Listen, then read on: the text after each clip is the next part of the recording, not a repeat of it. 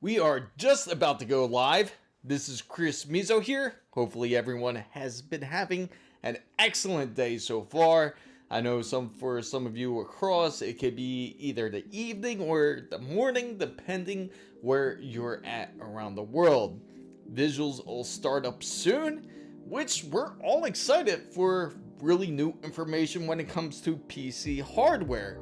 And I gotta say, we gotta talk about AM5. We gotta talk about the new Xbox ROG Ally that is being released very soon. You may have seen some peeks of it.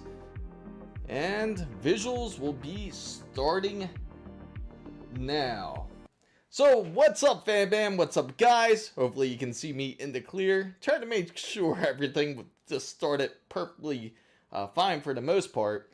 But hopefully you guys are excited for the ASUS ROG Ally X Xbox Edition that is being released, and they also have the standard ROG Ally Xbox Edition. I know the name scheme isn't the best. It's quite a bit confusing, to be honest. I know for most people, but I know some of you out there are more onto the hardware side when it comes to PCs, especially if you're looking forward to Zen 6, and you may be worried that your PC may not be compatible with Zen 6, which we will get to shortly. So if you're unfamiliar with who I am, I'm Chris Mizo. I usually talk about PC and tech. Feel free to ask any questions when it comes to PCs and tech, or just feel free to ask anything that you have off of your mind. Also, what I do want to discuss with the whole Zen 6 affair, I have to say it's a bit interesting for the most part because there may be some incompatibility issues that are rumored, but again, we're not 100% sure. Again, we will get a little bit deeper into the topic. But first off, I do want to thank our member, Geno Morphing, for being the first member of the Fan Bam. This is a brand new thing that we are trying out that's part of the Fan Bam. Hopefully you do join.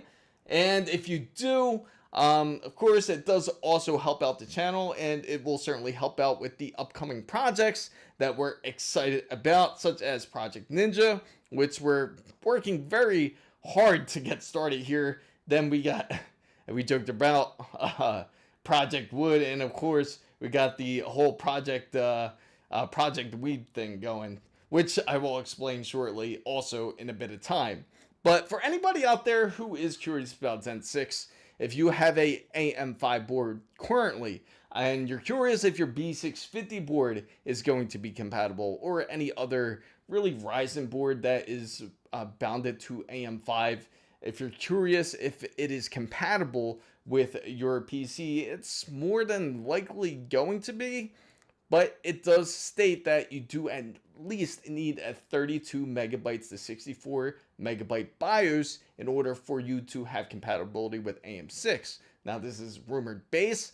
This is just all speculation, and it's all because of what ASUS mentioned when they came out with their newer boards, which are practically B850 boards, and they let you know it does come with a new 64 megabyte BIOS, which most of their boards are. Same thing with B650s. A lot of them do have like at least a 32 megabyte BIOS, so a lot of you don't have to worry about switching up a board if that is what you're curious about, because Zen 6 is going to be quite a bit different in how it utilizes the system. So I do have to say that when it comes to Zen 6, more than likely we can expect that they're going to end up using something like multiple CCDs. And if they end up using multiple CCDs, that will certainly help when it comes to the whole gaming aspect. If you are trying to use it for any type of course, optimizations when it comes to gaming. Now, a lot of you, if you haven't already tried this fix already, which is something that was brought to my attention to anybody who does play Battlefield 6 and who are fans of Battlefield 6, especially if you do play on PC, you're going to want to do a text note and write exactly what I have actually in my prior video, which was my most recent release, but thanks to Amir for bringing it up, because there is some high CPU usage if you are gaming Battlefield 6. If you pay close attention, doesn't matter what type of CPU that you're using, whether you're using Intel or AMD, that it could be a possibility that you're going to end up taking up quite a bit of usage. I've seen as high as up to 80% usage, even on something like a 9800 X3D. So this is something you want to pay close attention to, especially if you have a PC built already. You want to make sure that your usage doesn't go as high, because then it's going to end up bottlenecking your CPU instead of properly using your or utilizing your GPU. So just keep that in mind as well. So also, when it comes to Lenovo, they are also introducing a new RX 9070 XT, which we're really excited about. It kind of almost looks like, really looks almost like a Sapphire 9070 XT. And with the 9070 XT, it has this gray look, which I'll show you right here into the browser side. And let me see, it kind of looks just like this. This is on Videos Card's website here. And let me just show you, looks something like this. And with this card, it does really remind you of something like the Nitro Plus. It's a really nice looking card. If you're really curious if it has like the whole 12 volt high power port, it doesn't seem to be from what it looks like. Now we'll take a closer look on inspection. Now this is the 7600 it's showing. It doesn't really have clear indication of what if the card is going to be 12 volt high power port, but even if it is, more than likely you don't have to worry about any type of real usage out of it. You don't have to worry about burning, such as, which I will get into when it comes to the MSI headers here. Now, let me see. Let's get back to just chatting here. Also, I do want to mention something that is going on with MSI's power supplies. So I'm not sure if you guys have seen it or not when it comes to their power supplies. There's a lot of different questions. If it's it's really an issue with the power supply, or if it's something to do with the RTX 50 series. It's been mostly, a lot of these burning cases have been mostly a lot of RTX 5090s that have been involved. Now, some of them have admittedly said that they were, some of them admittedly have said that they haven't properly connected the connection when it comes to the power supply and the GPU itself. So then it's also causing some sort of issues there where it causes melting, but it's not going to be MSI's power supply per se. It's just very important to make sure to close the connection, because there's been plenty of cases where I've seen the 12 volt high power port not been properly connected to the point where you have some of the yellow pins sticking out. And that's what you want to avoid. You want to make sure it is completely sitting flush into the GPU so it doesn't cause any type of real issues such as the melting cases. So there's a lot of fear because of that, of getting things like the 12 volt high power port, which is understandable. Obviously, it's not the greatest design that's out there, but it is something that we're all going to have to adapt to, unfortunately, especially because it's becoming more of the norm, especially when it comes to the whole power supply side. You're going to see it in the newer Corsair power supplies that are offered. The new Corsair power supplies do also have them involved with the, they actually have two that's coming out, especially on the Corsair Shift, just to give you guys a heads up if you are looking forward to getting, say, a new power supply that is from Corsair. So just to give you a heads up, you want to make sure to look for that. Now, they're saying it's ready for the new RTX 50 series, but obviously you don't need two 12 volt high power ports. In order to power up something like even an RTX 5090, you just need a single port. Now, there's only one card that really requires it, where it actually ends up requiring you to be able to have the full on connections, which is not going to be a common card to find. It's actually, I think it's a Yeston card. It's or what is it? It's either Yeston or Gainwell, but it's one of those cards where it does require two 12 volt high power ports, but it's not like really a main brand that you're going to get, say in the US or even in Europe or any other locations, just to give you a heads up. Also, another thing to keep in mind, I don't know if you guys seen it, but there has been an issue with MSI sending out shipments, and it seems like they've been having like pallets of RTX 5090s. Now the RTX 5090s seem like they're ready to ship. I mean, there's just a ton of pallets. If you see these pallets, they're actually all directed practically to China. And again, that's something that where the RTX 5090s aren't supposed to go. They're supposed to have the variant, which is the RTX 5090D. And this is specifically all from MSI's GPUs that have been sitting on pallets practically. And it seems like it's obvious that it's going somewhere, and almost looks just like almost similar to if you followed or saw the documentary of Gamers Nexus. It actually kind of follows and resembles closely to something like that. So it's kind of ironic that these photos leaked out, and I would love to hear everybody's thoughts of that. But let me see here. Okay, just give me a moment, guys. Let me see what's going on with this thing. And let me see, because there's one feed that seems like that isn't working properly here.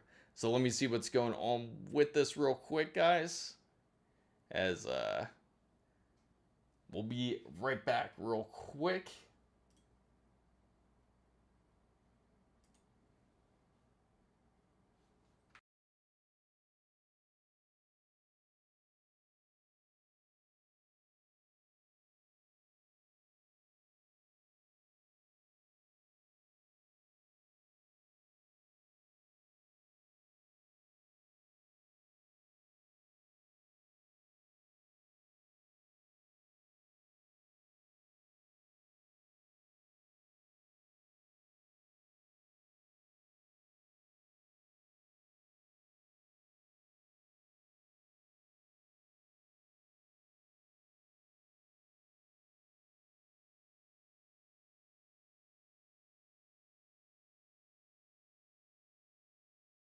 Apologize about that. Just had to double check my feed because it seemed like it was acting a little bit funny there. But yeah, you got to let me know your thoughts about that whole issue, especially when it comes to MSI's RTX 5090s here. And the RTX 5090s that obviously they're supposed to get the double D version, which is kind of a, I don't know if NVIDIA did that on purpose. I just think it's hilarious that they came out with the double D edition for the 5090 version for China, but it still seems like they are sort of finding a way or some sort of loophole to ship these through to through China practically. Now they don't exactly look like brand new SKUs or anything like that. In fact, if you take a look at the boxes, they actually look like they're pretty used. There's usually again, it's still not supposed to be there anyway, because they do have like a label. If you look onto the side of the MSI boxes, it has like a sticker, where usually the new boxes they don't have them. If you look on the side, they'll actually have where it's getting pretty much sent to, and then it shows that it is obviously a 5090. So it brings the question, like, what is exactly going on there, and I'm curious to see what the real answers are, if we do end up getting any answers, especially from NVIDIA or even MSI, if they have anything to say about it. But also, I am looking forward to the ASUS ROG Xbox, or as I should say, really the ASUS ROG Ally X Xbox Edition, and then they have the ASUS ROG Ally Xbox Edition, two different versions. Now, the first version, which is the base version, is practically only like $699.99, which is practically pretty similar for the most part. To let everyone know, it's similar to the Z1 Extreme. So if you are thinking of the base model, there is nothing wrong with it. In fact, that the battery life is even better compared to the Z1 Extreme, because it only had like 40 watt hours on the original one. Now the new version, I'm assuming they pushed it up probably to a similar spec to what they did with the ROG Ally X Xbox Edition, which is going to be about 80 watt hours. Now what's really truly different between the two is the fact that the X Xbox Edition does feature the Z2 Extreme. Now the Z2 Extreme is going to be the next step up from the Z1 Extreme, obviously the next generation up, but it's hard to say exactly how well the numbers will pair. Now, I haven't personally got to really check any other reviews or see what people thought of it, because what I want to do is practically like a non-sponsored review of the product, as I have it getting sent in as soon as tomorrow. Now, with the current device that I do have, which is the standard ASUS ROG Ally, which we did quite a bit of modifications. If you follow the channel, hopefully you got to see that, or maybe you're somebody out there who did some of the modifications, such as we swapped out 2 Hall effect sticks, and we were able to swap out with a much larger NVMe to a 2 terabyte version instead of the 512 gigabyte version that the Ally gives you. Only difference is we also even swapped out the OS. We swapped it out to Steam OS to see how well it runs. It runs awesome, but the only real negative impact when it comes to the ROG Ally is going to be the whole battery life side of it. So if anybody has any questions or anything like that, you can feel free to ask about it, or you can feel free to ask about any PC hardware or any type of specifications. If you need to look for any type of PC build, or maybe you're trying to upgrade your PC, you can also feel free to ask, as I do speak to the chat.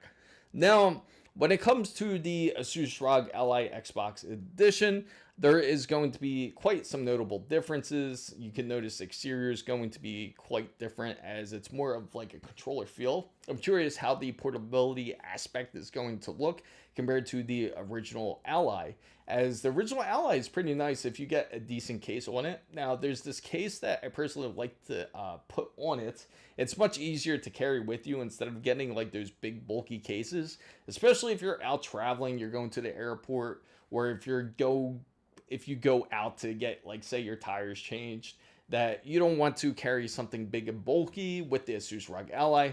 So it seems to be much easier to just get something that could be slim, and the slim product for it is practically just like, it's a neat innovative product. Now, I believe it's from JS Aux. They have this like cover that you could stick on top of the ROG Ally, and you just stick it on there, and it's practically good to go. So you don't have to put any type any type of like bulky box practically with you when you do carry it. So I'm curious to see how these newer models are going to be, how these newer cases will be, if they're going to have something similar to that. I've seen that they did have some similar products to it, to where that you can actually, I think, what was it? Was it D-Skins? It was a couple other companies that seemed like that they were processing some items for it. Now, the interesting thing for the Xbox Ally X and the Xbox Edition versions of the Ally, it seems that the numbers have been great for it. It seems like they are getting a significant amount of sales, which is going to be excellent for ASUS and also for the Xbox side. Now, of course, the negative impact for them, and I believe they could have honestly even picked up even more sales if it wasn't for the fact that they ended up they failed with the timing of Microsoft, I had to say. And the reason why I say they failed with the timing, that was just really bad of them and terrible, I gotta say. And a lot of people, I'm sure, lost respect for Microsoft, is the fact that they ended up deciding to announce the whole Xbox Game Pass price increase, which was just about like a week ago, or was it a couple weeks ago? It was pretty recent though. And the fact that they were going to push it up to the 3 different tiers, which is $14.99, $21.99, and you have up to $29.99, which is pretty insane. Now, you're coming from, what was it, like originally 2 tiers, and you're only paying like maybe about, what was it, $11 or $12 a month. And if you got the Xbox Game Pass and you got the PC Game Pass together, or the Ultimate Game Pass as they call it, and you pay $20 a month, then you're able to play all around and take advantage of it that way. But instead, they ended up pushing out this price increase for the Xbox Game Pass, and they failed to also mention that the PC Game Pass would be unaffected, that the pricing would remain the same for PC, and that it wasn't going to change. And then for all the oh yes, D brand, I figured that, champ. Yeah, well, soon, champ. It'll be coming in soon. I'm getting but I'll answer your question in just a second. Right after I mentioned this, now the thought just slipped my mind too, which is pretty funny. But what was it? And for the whole Xbox Game Pass, then they ended up sending the emails and regrets saying that you don't have to lose their subscription, but instead that, well, as long as if you don't leave us, then you don't have to worry about the price increase. But if you do leave us, then the price increase will be affected, even if you leave for a day or so. Then you will be affected by the price increase. Sorry about that, Mike. So I'm getting a DDR5 RAM. I see 4,000 megatransfers all the way to 6,500.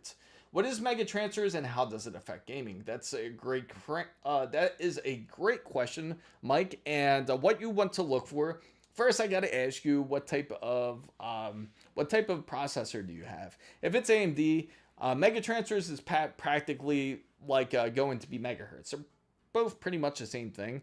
So you want to look for the one that's like around, say, if you have AMD, 6,000 to 6,400 megahertz or megatransfers is going to be the sweet spot for it, so you can get access to infinity cache. If you access the infinity cache, then you will be able to get enjoy most frames when it comes to gaming, because then the timing would be most beneficial for that processor. If it's for Intel, if it's an Expo, that's another situation I could definitely explain, because with Intel you can do things like overclocking and everything, which you've probably seen. You've probably seen record-breaking numbers and everything with it, and that also has to do with megatransfers, and which I can explain a little bit more deeply if you do have an Intel processor. So Siri says, is it a good idea to buy GPU used? I'm getting a 5080 around $1,000 in Japan. So if you are getting a 5080 used, you want to make sure that you're able to bench it. Now, it's not like how it was before. Before, especially in the 30 series, you would have to really be concerned about used GPUs. Reason being is because a lot of people were using their GPUs to practically mine crypto. But now it's not as big. More than likely, it's not going to be a case like that nowadays, because mining is more of the inefficient way now of being able to get crypto, because of how much decrypting you would practically have to do in order to be able to get one, or like even just like a piece of it. So for a 5080, if you could bench it and test it, that would definitely be the beneficial and would be the recommended part for it. Or if they have, I wouldn't even trust a sheet, even if they showed me a sheet. I would definitely try it out first if you could. If it's from an official shop, then I wouldn't worry about it as much, because more than likely the warranty will continue from there. But also, speaking of it, if it is also used and the person, just say he is the first person that bought it, you're buying it, say, off of like an online meetup or something, like off of like Facebook Marketplace or anything like that, then it would be good if he was able to produce you the receipt, because then you can actually carry the warranty, the rest of the warranty time that way. But just depending on the manufacturer too, you want to check the warranty terms to see if it allows you as a third person to be able to warranty the GPU if there's any issues. If you can't, then you might want to think twice, especially if you do run into any issues. Also, another thing you want to do is you want to check the thermal gel or the thermal paste, make sure there's no leakage and also you want to check the 12 volt high power port, because if you want to make sure that there's no burns. Again, best thing to do is be able to physically test the GPU first. Now, so that would be the best case, I would say. Definitely do that if you can. Be able to test out the RTX 5080, and hopefully you do get a good one. $1,000 honestly isn't too bad. That's almost like 5080 brand new. If you get the Founders Edition, should be around that same price. But again, if it's like a variant, like say if it's like a decent variant like a ASUS Astral, a ROG Astral, ROG Astral, that would be a significant savings, I gotta say, if you were able to get it for like $1,000. But yeah, definitely check that out first. and see if it's possible for you to check out the GPU and be able to really push it.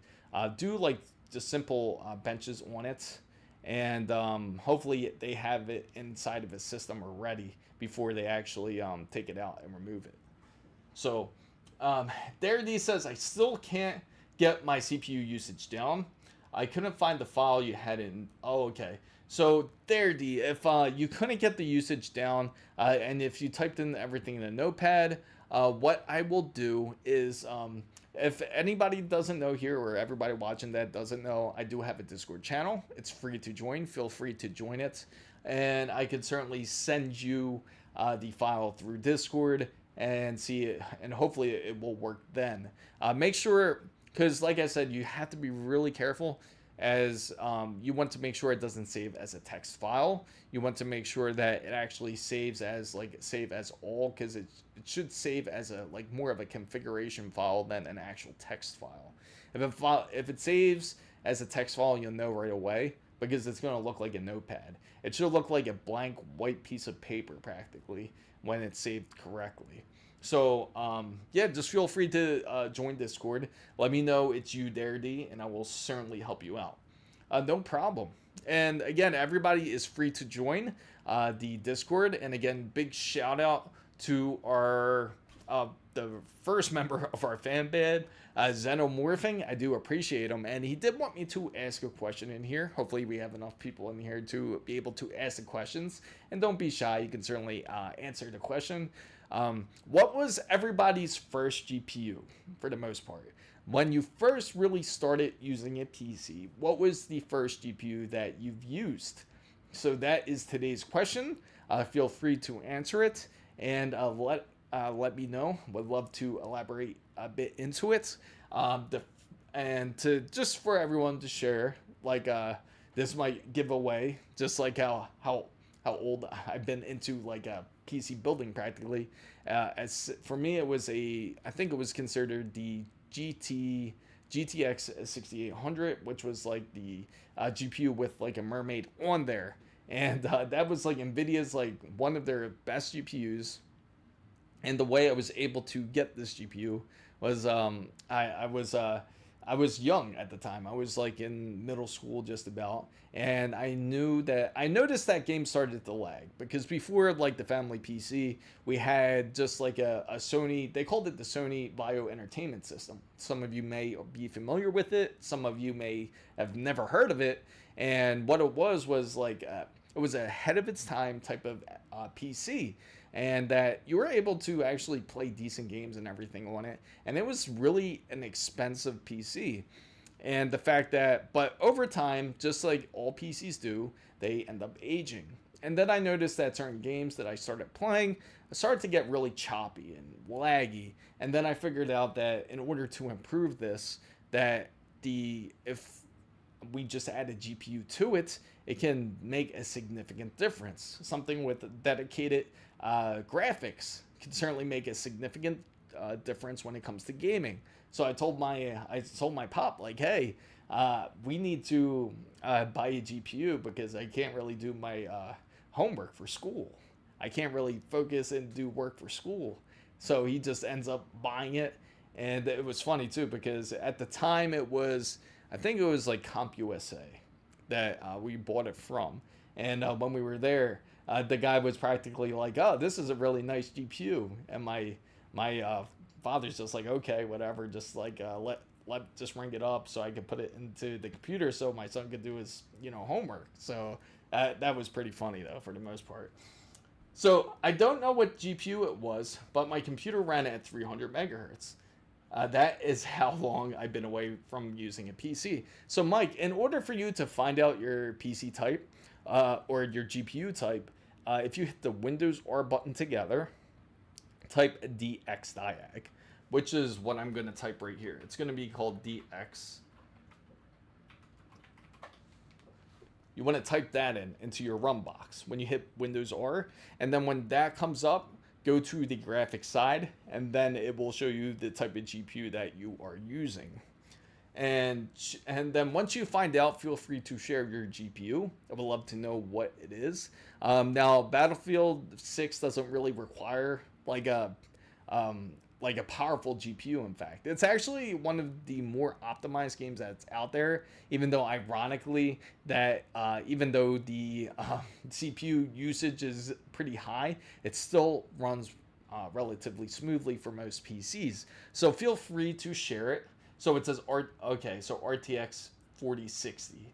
Is that the type that you do have? Oh snap! I just realized that it's not showing everybody through the chat window.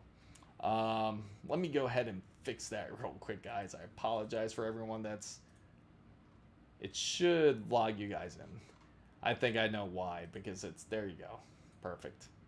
Now it should log you guys in. Okay, so the RTX 4060. What about the RTX 4060? Is that the type of GPU that you're running? I'm...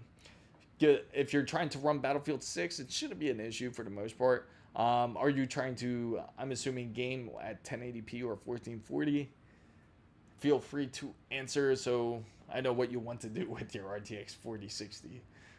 So, also another thing, and for everyone to know, there is supposed to be an announcement actually as soon as tomorrow. I do find it a bit interesting. Microsoft is supposed to announce something. I think it's tomorrow. They said Thursday, but again, they could mean like any Thursday. It could be it could be tomorrow, or it could be next Thursday. But it's supposed to be something that's going to change the use of Windows, and I feel like it's going to end up using Copilot like intertwined with Windows. And gosh, I really hope not, because I just hope it becomes better optimized. But hearing Windows and optimized together doesn't really mix, I have to say. Okay, so you're trying to run 1440p Battlefield 6. Okay, so the minimum, let me just go onto the PC, and which I will share with you so I could show you exactly what is required of Battlefield 6. Now, for Battlefield 6, I'm going to share the browser here so I can share it with you. Now, for you, anybody that wants to get into Battlefield 6, or any type of PC game, the thing you have to look up the most, or for the first and foremost, is going to be system requirements.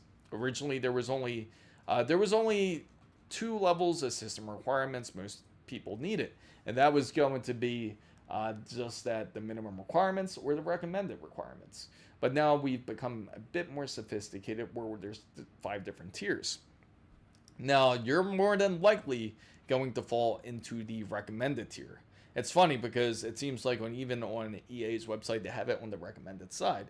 Now, to play 1440p Battlefield 6, it doesn't really require a lot. In fact, let me show you. So, once we go here, let me go there. Hopefully it pops up.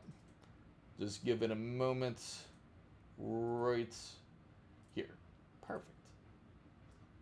So this is what you're going to need, and let me fix the other side, because the other side doesn't seem to be popping up either. There you go. And drag that over right there. Okay, perfect. So what you want to follow is the recommended PC requirements. At least you need a 3700X. So more than likely you probably have that. So that's very minimal. Now for the GPU, you require at the minimum of not the minimum, but the recommended side of a 3060 Ti. So you already have a 4060 that's going to exceed it. And more than likely, I hope you have more than 80 gigabytes in your PC. Definitely got to have that in order for it to play nicely. So, in order for you to be able to play 1440p, you're going to need a system like this on the recommended PC system requirements. So you don't have to worry. More than likely, you're going to be okay playing on Battlefield 6 with full 1440. Now, when it comes to the frames, how many frames are you exactly looking for? Because for frame, when they say recommended, that's going to hit, like, say, more than likely this is going to be like at 1080p at like 144 hertz, and that's going to be more on the recommended side. So for 1440, you could certainly reach that, I see, especially on a 4060. Now, if you're thinking of upgrading your GPU and you're still sticking with the same monitor, and you want to get, say, like a higher refresh rate, maybe you're looking for 240 hertz, you don't want say like 100 and maybe you don't want 144 or 180. You want to look for like a full 240 hertz. You're going to have to push up your graphics card then, because a higher refresh rate means you're going to need a bit more power and demand out of your card. But other than that, more than likely you should be good. And hopefully you have your resize bar set. If you do, that should be able to also help gaming on something like Battlefield 6. So you don't have to worry about that. So games are so games are so unoptimized. My new RTX 3060 can barely run a game. It looks like Fortnite. Yeah, that's the thing. There's a lot of games out there that aren't optimized as well as they should be. I agree. Now, that has to do with the developers. And you know what's a good sign of knowing a game that is not really optimized as well is because this release today, just this news, is that Battlefield, not Battlefield 6, but I think this is part of the reason why. But Battlefield 6 is better optimized than most games out there, which is true. It's 100% true, because when you look at other optimizations, they're even, or required specifications, are even more demanding and even more ridiculous than something like Battlefield 6. Now, if you look at, say, Borderlands 4, a ridiculous requirement game, which, let me show you. This is ridiculous. Borderlands 4. And this is going to lead into the topic I want to talk to you guys about, and why game developers should really listen to like a lot of gamers out there, because if they don't, this is going to be a large issue. It's funny, their website doesn't even work. Let's go on. Let's look for an image then. Here we go, right here. So this is going to be, it's funny. What's up, MVG? How's your PC treating you? I bet it's been quite the beast. It's funny because their website is down, actually. I tried to go to the official website for Borderlands 4, and it seems like their website is down. Ironically, I could see why, though. All right, so we're going to go on Reddit here, in fact, because somebody is actually sharing it. It's not a very good picture of it. Let me see. Let me see if I could get a nice clear picture. Here we go. These are settings. Let me see. Okay, I'm just gonna go to another website and actually pull the settings and tell you. Let's go on Corsair's website. There you go. Corsair's website. So Corsair's website says, all I'm saying is GTA 5 ran on an Xbox 360 with 512 megabytes of RAM, and I can't see a flaw in graphics because it's optimized very well. GTA 5, and I expect GTA 6 to wow a lot of people, especially for the budget that they spent. I could especially see GTA 6 like being very unique and not as demanding on hardware. And I would love for that to happen, because then it can really smack a lot of developers in the face and say, like, hey, we're able to develop this. How come you're not able to develop your games properly? Instead of relying on an engine such as Unreal Engine 5. And again, this is the reason why. So I'm glad to hear that, MVG. Yes, and I do remember when 1080 Ti was the first true 4K GPU. And it's funny because I'm going to get back on the whole NVIDIA subject, because we were actually just speaking of this.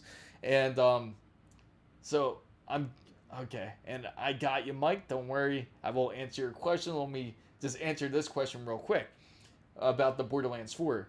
And the reason why I want to bring up Borderlands 4, the minimum requirements, this is minimum, meaning like to run the game at all, to run it at 60 frames at 1080p type of specifications here. So if you see up here, it recommends at least Windows 10. Okay, no biggie.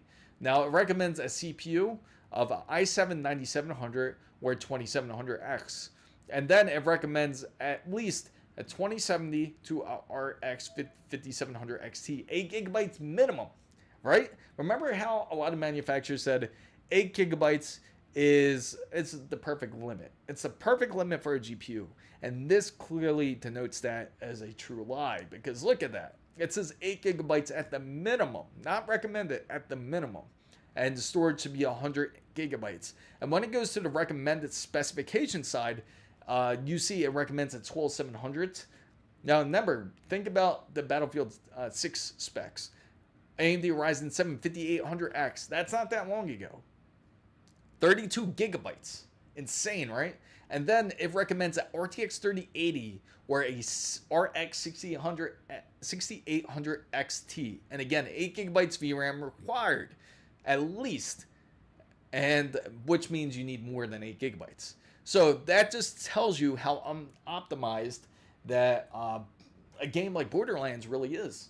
And in fact, they had to learn from their mistake. In fact, they wanted to charge $80 originally for the game. And luckily they didn't, because that would have really hit them hard in the face, because they did charge $70. They still didn't sell as many. It still didn't do well. And then afterwards, just today, they announced that their drop-off rate on Steam for Borderlands 4 is down to 75%. That is a massive drop-off. And it could be because of Battlefield 6. I can say that for sure. But to say 75% is quite massive of a drop. Now, speaking to Mike here, I'm going to be running a Ryzen 7 7800 X3D paired with the 5070 Ti and AIO. The case I will be using is running 10 fans. What would be the safe amount of wattage for a PSU that I would recommend? So if you're running a 7800 X3D, that doesn't really require an amazing amount of power. In fact, it could run as low as 105 watts. So the 7800 X3D I wouldn't worry about too much. And the 5070 Ti requires a minimum of 850 watts. So if you're going to run a PSU, I would say at least 1,000 watts would be best, especially you're running up to 10 fans. And I feel like you want to have a margin that's quite over the 5070 Ti and over your CPU. Now, when it's recommending 850 watts, doesn't mean just the GPU itself, but your system completely. So 1,000 watts would certainly be plenty and should certainly fulfill your needs for your PC. Hopefully that answers your question. And Cubic says, since ray tracing devs have been relying on it, it's been giving less of a damn of how many games look, as long as they make the system specs so high till it blows our minds off. Practically, you know what? You know what's funny? Speaking of this, Cubics, which is quite hilarious. And I know, and you even have 12 gigabytes of VRAM, which still quite struggles on current titles. And the funny thing is, just like the developer of Borderlands 4, he kind of says, like, how come you don't have a 5090? Why doesn't everyone own a 5090? If you want a game on PC, just own a 5090 and be happy with it. But that's not the case. Most gamers are not going to spend $3,000 for a 5090. In fact, you don't really need a 5090 to run all games. And better GPU for that is honestly, again, like a 9070 XT. I can't say that enough. 9070 XT is an awesome GPU. Same thing with the 5070 Ti or higher. Like 5070 Ti and 5080 is like the sweet spot when it comes to gaming. I typically don't recommend 5060 Ti because it's just, let's face it, it's a BS card. It's not really great. It's not really a 5060. It's more like a 5050. So those are like the real three options for modern GPUs. So to say that how come everybody doesn't own it? Well, why don't you just actually optimize your games? Why don't you just not optimize and develop your games off of a 5090? Why don't you actually optimize off of a lower spec system?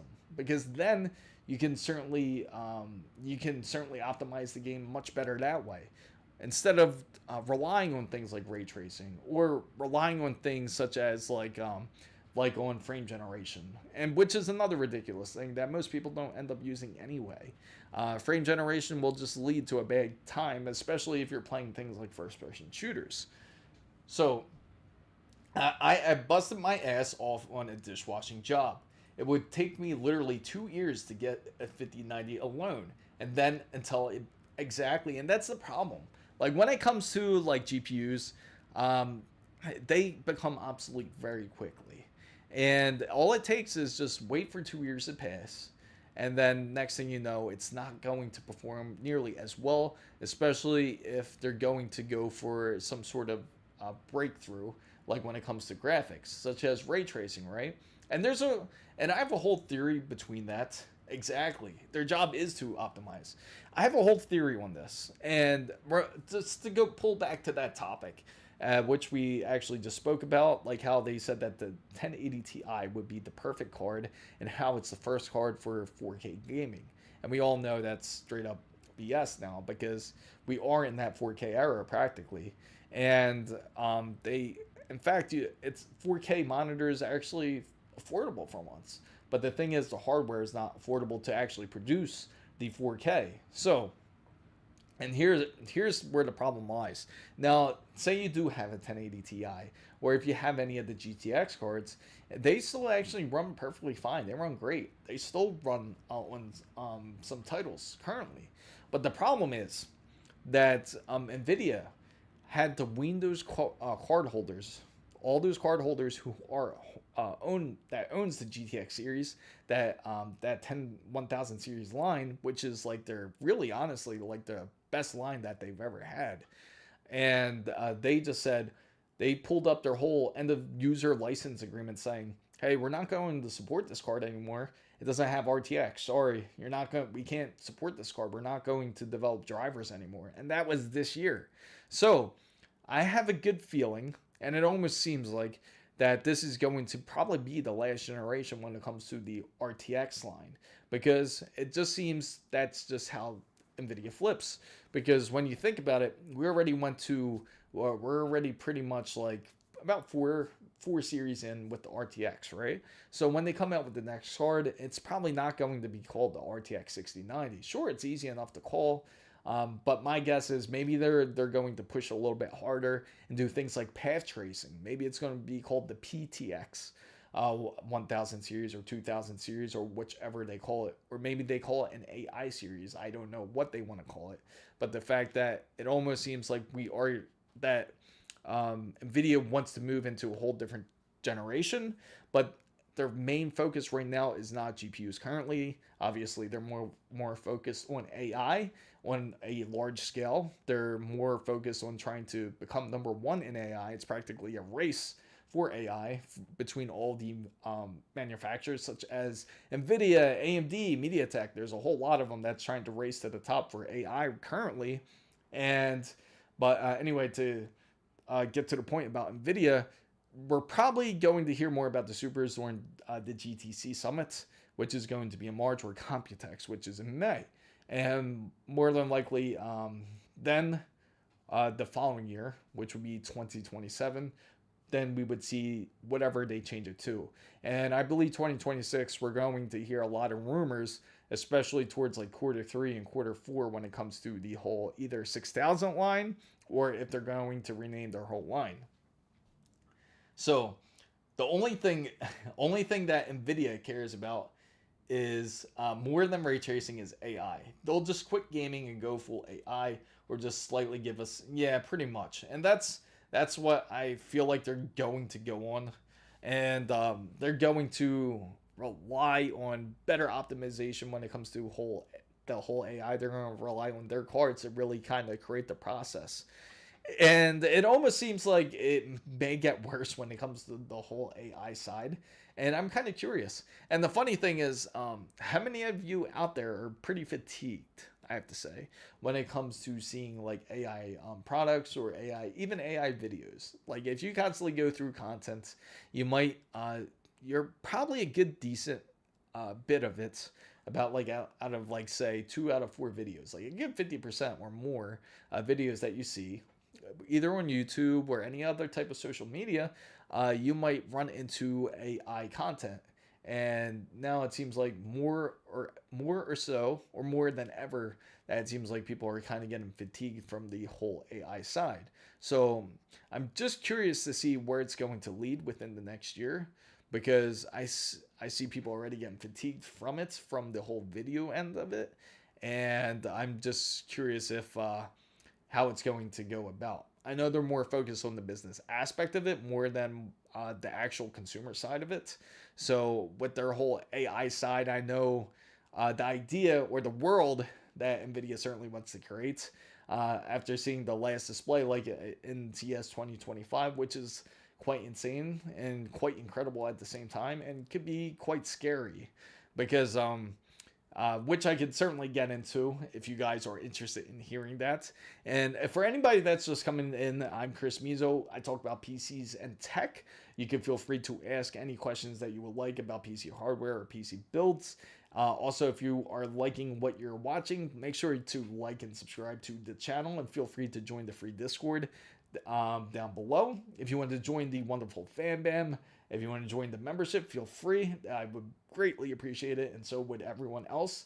It will certainly help fund the upcoming projects that I would love to share with you guys, such as Project Ninja, and we got Project Wood maybe, or Project.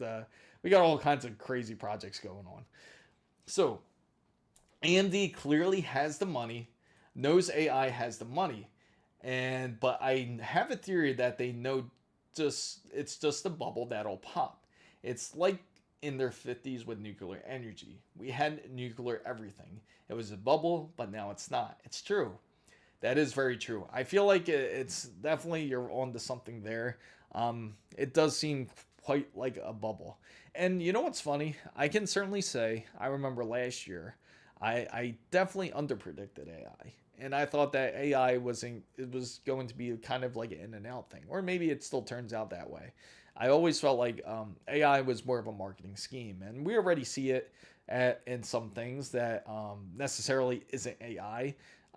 Just as like you see certain TVs that produce AI, or that you see even microwaves with AI built into it, where it shouldn't technically be AI. It's just a program practically built into it.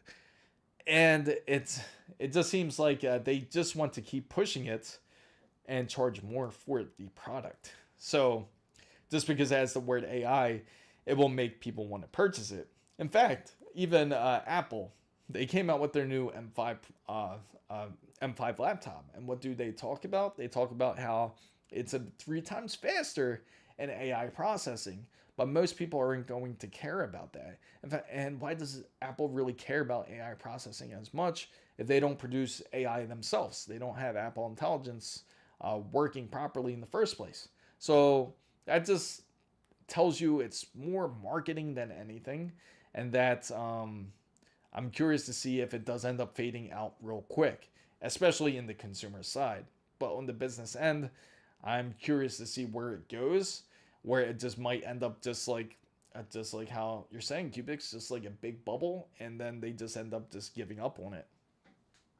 So a 9800 X3D beats out any AI processors from Apple. Yeah, exactly. It's funny too, because it's when they came out with their product, a lot of people were saying, how come Apple doesn't come out with an M5 gaming device? Or why don't they come out with like a gaming laptop? And the reason being is there's actually a lot of reasons for that. And the fact that it's also, sure, it's a powerful SoC. It certainly is one of the best. But the thing is, it cannot really be a gaming laptop because it's all in one, and it doesn't really have its own dedicated memory. So if you're using an SoC, the bandwidth isn't going to be fast enough in the first place. It doesn't have its own VRAMs, which is also problematic. So it's not going to be the greatest gaming laptop as you think it is, because it's going to be draining the battery quite a bit if you do end up using it, because you're practically forcing the laptop to use all its resources. And I guarantee you that long battery life will not be long at all if you are gaming on something like that. So there's a reason why it's strictly an Apple product, because it's mainly made for those who are looking for graphic design. That's where it's more beneficial more than anything, because you're not going to be using the graphic processing as much. You're going to use it, but again, it's not nearly as much as if you're going to be using it for something on the gaming aspect. Especially, it's great for CPU heavy task It can run great tasks that are CPU intense, but it's not going to be great for things that are super GPU intensive. So, but yeah, speaking on that side, it seems like Apple actually for the first time they released just the M5, and that they didn't release the M5 Pro or the M5 Max. So it's interesting that they didn't go that route. And the second thing is that they also did not introduce OLED once again. So it's certainly a big letdown for a lot of people who are looking for the new generation when it comes to Apple's laptops. It might be a bit longer for them to try to perfect it, or maybe they do it earlier in the next year. But again, that's again for all the Apple users out there that want to look for a MacBook. But again, anybody out there can feel free to ask any questions that they wish about any PC hardware or PC or any type of PC upgrades. You can feel free to ask. There is some hardware I'm certainly very interested in trying out, and I gotta say I'm really interested in Gigabyte's X3D. It's just very appealing, and it would certainly be a nice build to do. I'm just curious because I know it's going to be a fascinating motherboard. I think it does have also the 64 megabytes of BIOS BIOS upgrade practically in it, and it says it can boost up your CPU usage, or not usage, but your CPU speeds, and practically improve your instructions per clock practically like 10 to 15%. So I just would love to see how well it performs. And there's also talks too, speaking of Project Ninja, there's also talks with Noctua that they are also going to come out with their Chromax fans, which is like practically the black ones, and not just like the brown and the yellowish color. That they'll come out with like the all black ones with the different coatings and stuff, like their version 2s of it. If they do, that would be really nice, and that would certainly fit well into something like Project Ninja. We could get like all black Noctua fans and see how quiet it is. I'm really curious to see how it would work out. Now, speaking of which, I'm curious also to see if how AMD will handle the situation. Hopefully, it doesn't end up being like the whole debacle like we had when it came to AM4. Because if everyone remembers how AM4 was, that if you didn't have a 16 megabyte BIOS, and you didn't have you had like a say a B350, that you may not have had it. So you had to upgrade or be forced to upgrade to a B550 in order for you to use their newer processors. And hopefully that's not the case. But more than likely, I don't think it will be. It seems like that they really wanted to make sure that they still remain give you full capabilities, regardless of what generation motherboard you're on, which is great for those who do worried about future proofing and those who got an AM5 board. But again, we will find out a lot more soon during CES 2026. We're lined up ready for it, and definitely excited for the trip. So if you have any questions that you would like to ask about it, especially when it comes to AMD or any of the brands that you would like to see, feel free to let me know, and I will certainly take it down into the notes, because I love hearing to know what you guys are thinking or what you guys would like to see there. Now, my question is, how much interest is there out there, especially for those with 4K displays, or those who are more interested? Are you more interested in, say, like 4K displays, I should say, or more interested in OLED displays? So let me know what your thoughts are and what you think. So I got a 9800 X3D, and it's a monster. That is awesome. A satirical gamer, and it's also good to see you. A 9800 X3D is certainly one of the top processors out there, especially for gaming. I actually do have a list that is coming out soon, speaking of processors, that are going to list the top 10 CPUs that you can get for 2025. And I can't wait to release this video. It should be sometime soon. Obviously, I'm going to be working on the ASUS ROG Ally Xbox Edition. That should be coming in by tomorrow, I believe. I think it's at Thursday. Currently, it's in Georgia. I'm located in Florida, so I'm just waiting for FedEx to practically ship it. And then once it's shipped, we'll take a look at it and see how well it performs, especially against the original Z1 Extreme, which I'm certainly curious about. So if anybody has any questions about the Xbox Ally Xbox Edition or Ally X Xbox Edition, feel free to ask, and we can certainly compare it. We can definitely give it some GPU intensive titles just to see how well it handles it. And I'm just curious to see how well how much better if it's able to run on FSR4, because it's going to be a lot more crisper and a lot more smooth compared to FSR3 if that's the case. But yeah, I do got a lot of questions about it. Again, I'd say I know for sure, I can say this for certain, is that the most disappointing thing for me personally when it comes to something like ASUS ROG Ally Xbox Edition is the fact that it still does not come with Hall effect sticks. That's still something that's going to have to be installed if you do want to get like Hall effect sticks in there. But again, we'll see how it feels. I'm really curious to see how these how the sticks feel compared to the Hall effect ones that are currently installed now on the original Ally.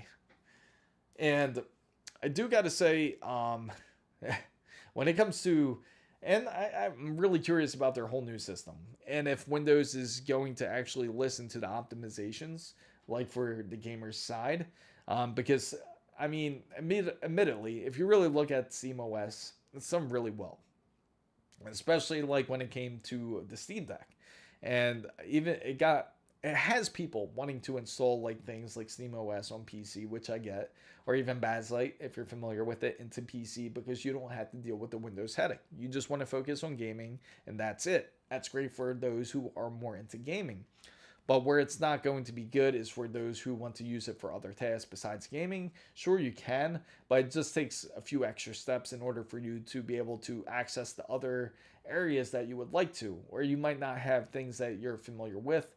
Maybe you prefer to use like Adobe products, and you won't be able to use the same Adobe products. You'll have to use other alternatives such as GIMP or other products that you can really use in Linux. Now, I do got to say it's great when it comes to OSs, but you have to really be like 100% like turn this PC into a gaming machine if that's what you want to use it for. Now, hopefully Windows does really perfect it, as it seems like they are working on a variant of it, and that they are going to release it in other devices, not just on, say, like the Lenovo Go 2, which is also going to release sometime soon, but hopefully on actual desktops, which would be nice. Maybe that'll be announced tomorrow on Thursday, like they said, or it could be a whole new OS that they're mentioning, which could be Windows 12. And the funny thing is, they said that Windows 11 was supposed to last us like 10 years, but I don't think it's been well received. And I think it's been obvious that not a lot of people who are on Windows 11 aren't enjoying it as much as Windows 10. So, but I'm curious to see where Microsoft takes us to when it comes to that side. There is also going to be not just the Ally Xbox Edition, but there's also quite other motherboards that are also coming out by just ASUS, by Gigabyte, and I believe MSI will come out with their version. I'm not sure what they're going to come out quite yet. I've seen Sapphire has released their motherboards, which I'm certainly curious about. It would be excellent for something like a stealth build. I'm really hoping that this whole X870E from Sapphire does certainly come out. It would be nice if they did, and it would be the Nitro Plus, I think it would be called. And they had some like photos shown of it, but again, I'm really curious to see how well they do this product, how well they would make their motherboards, and I am also thinking of doing something like a BTF build, like or something like the Gigabyte Stealth builds or Project Zero, depending on the project, and see how well that turns out. But it's going to be quite interesting to see where we go into PC building in the upcoming year, and as again Corsair if you missed this earlier, Corsair's power supplies are also going to start producing not just one 12-volt high power port, but also a second 12-volt high power port.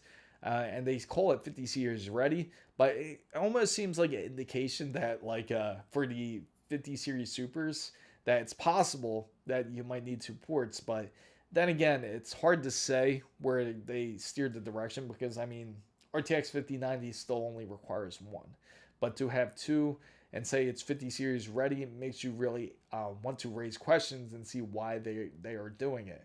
It's like almost like admitting fault, like that there should have been some sort of power split between the two. So yeah, it will be like Windows 8 and won't last long. I got my Windows 11. Oh yeah, only for $9.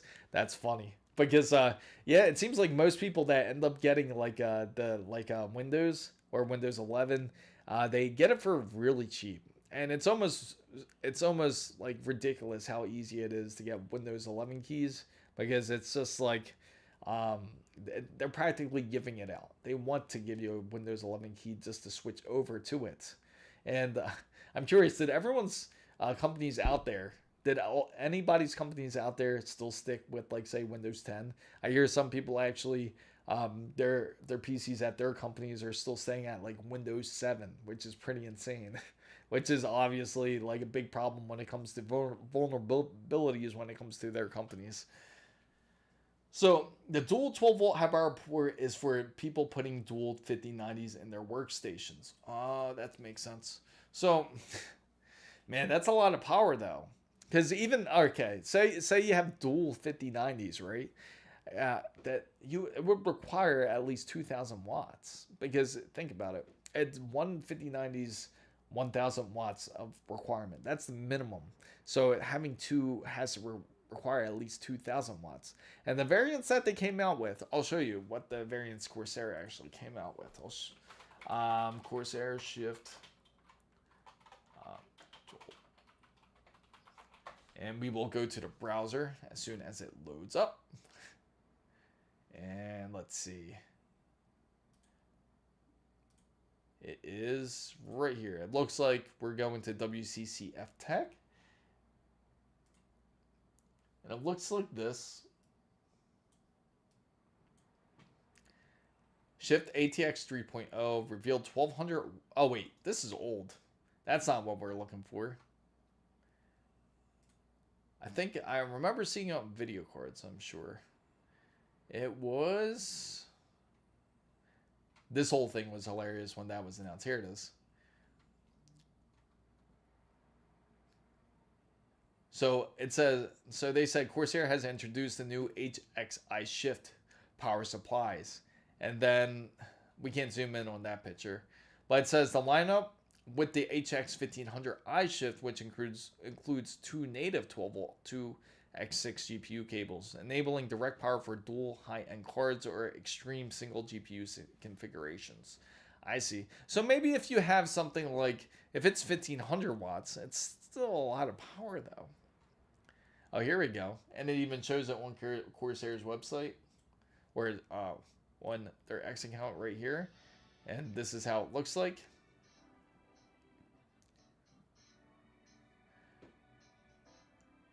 So you know what this would honestly be great for too? This is honestly great for anybody out there who wants to do any type of like a BTF build.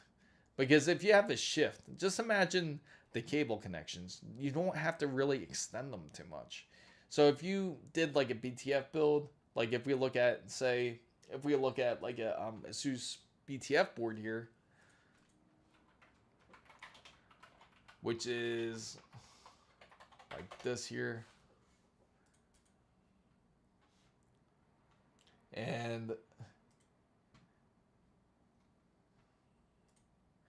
it will look something like this, right? And then all the connections for it is all going to be in the back.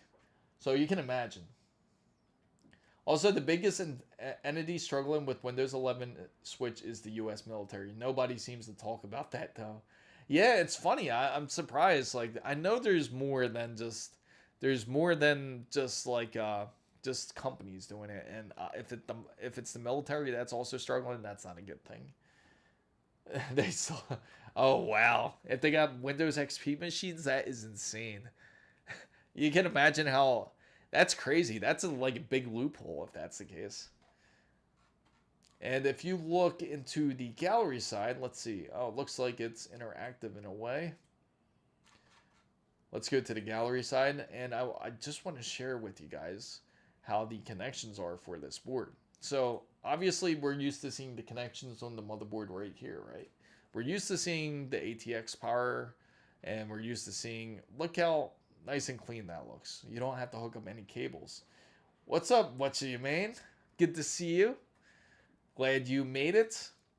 Now you look onto the side here. You look onto the back of the board, right? Let me flip this over for you and take a look at that. Everything in the back. So imagine you had Corsair's shift, right?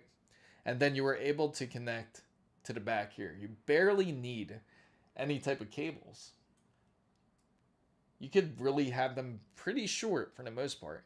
Because if you had the shift, that's such a short distance to go. That's like you only really need like a 1 meter cable really to like get there. Check out sure. Yeah, sure, Kabari X Games. Feel free to share it. You can feel free to put it into the chat, or if you have it on a PC parts picker, feel free to add it into Discord, as you can go down to the description box down below and feel free to share it that way if it's a bit easier. I would love to see it. And for anybody that's just joining in, I'm Chris Mizo, and we talk about PCs and tech and hardware. Hopefully everybody is excited for the new hardware that's coming in. We're going to check out the new Xbox, the ASUS ROG Xbox Ally X, whatever you can call it, and see how well this really runs against the Z1 Extreme. So yeah, you only really need like if you have the power supply, say here, where most of the power supplies sit here on the side of the board, on the back of the PC, really, you can just need a 1 meter cable just to go up to the top right there. And then to the ATX, you would need like 1.5 meters would do. And the same thing like if it comes to any other connections. Now the case wires are going to be easy to connect, because obviously the case usually falls in through the top. The case wires will go through the top, and then you can easily connect them. There won't be any issue. The USB-C, and then you got your SATA ports here, and then you do have your power delivery port right there. And then from down it has 2 USB-C connections. So it seems like more and more cases hopefully have dual USB-C, since that seems like more of the case. That would be nice if that's the case. In fact, this looks like USB 3, and this would be USB-C down here. More SATA ports, your fans, and then obviously it should have, this would be probably your PC startup here, down onto the corner side right there. And then onto the side here, you can see that you have your more fan headers. And the CPU fans sit up here on the top. Your RGB lights sit up here. So it's just like all your connections on the back of the board. So it's pretty nice how they got it set up that way. Especially for anybody that is thinking of like more of a stealthy build. Because I mean, just look at how nice it could turn out. Because when you take a look at it, you can really make it look sick. Now, my question is, like, if we do something like that for, say, like Project Ninja, it'd be a bit, the only things that we would have to worry about more is the fans, like how the fans would go. Now, the fans would obviously have to be, hopefully, are magnetic fans. That would be definitely a best option if you want to keep it looking clean. Versus something that if you want to have like separate fans, if it's still like the traditional fan where you got to hook it up to like a 3-in-1 fan harness, you could always do it that way, but it won't look nearly as clean as if you use magnetic fans, and then you just need really one fan cable to connect to the board in the back.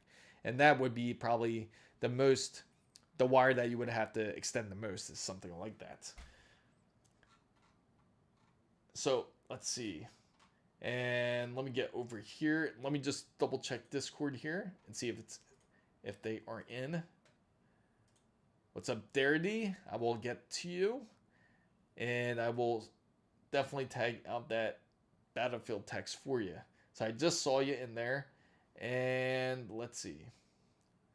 PC hardware. So feel free, you can post it in PC hardware, or you can post it in anywhere you'd like. So you could, again, anybody that is just joining in, you can feel free to join the free Discord. It's right down in the description box down below. You can feel free to send out any type of PC photos that you have of your PC. Need help with upgrading, you can feel free to also ask. Okay, so let me see. Just heard something on Discord here. And let me see.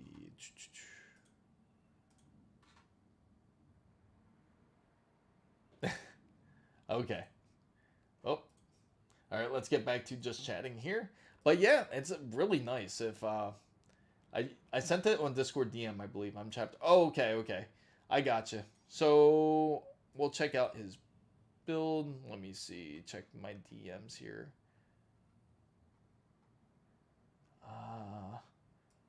Bankruptcy. Let me type you in. Chapter. Okay. I think I found your channel. Okay, I see you now. Would you have a standard tower case be troubling for plugging the cables? Okay, so that's a great question to ask.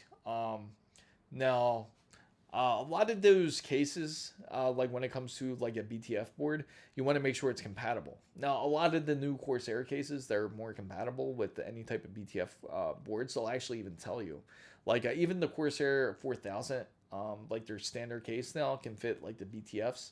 I know the newer Lee cases, you can also do BTF type of builds. But that's what you want to look for the most. You want to really be cautious to see what type of cases do allow you to be able to build a BTF board. Now, I'm really curious to see how like the triple chambered cooling case, like from Corsair, that's going to be coming out soon. That would be great for something like a BTF build, because I know that's also compatible as well. So if anybody's thinking of like a BTF build or Stealth or Project Zero or whichever one you would like to call it, you can certainly check out the case to make sure it is compatible in the first place.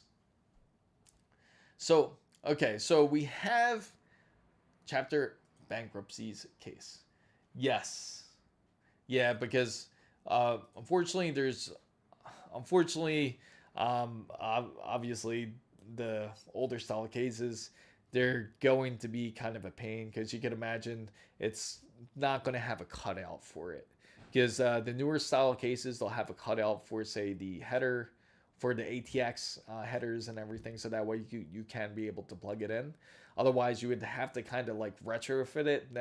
Then you would have to get into like really modding the case, if anything. Like if there's a particular case that you would really like, then you would have to make marks and kind of cut it out, like make your own cutouts for it, and just hope it doesn't interfere with your ground when it comes to your motherboard and everything too. Okay, so right now we're just getting on PC Parts Picker right now, and we're going to check out this build, and let's see what Cabrera has here. So this is his build so far. He has a 9800 X3D, excellent choice. A Kraken 360. Oh, so you want to go with the all white build? I like that. And ZXT Kraken 360, Gigabyte B850 or Stealth. That's sick. So you're going that direction. G-Skill Trident Z5 Royal 32 Gigabyte. And again, we were just talking about BTFs, and he's going with a stealth build, so that's going to be nice. And a stealth build is just like a BTF build, so it's going to actually fit very nicely for his PC. Seems expensive, yeah, because you got to pay for Unfortunately, for his build, he's paying a bit more because of the white.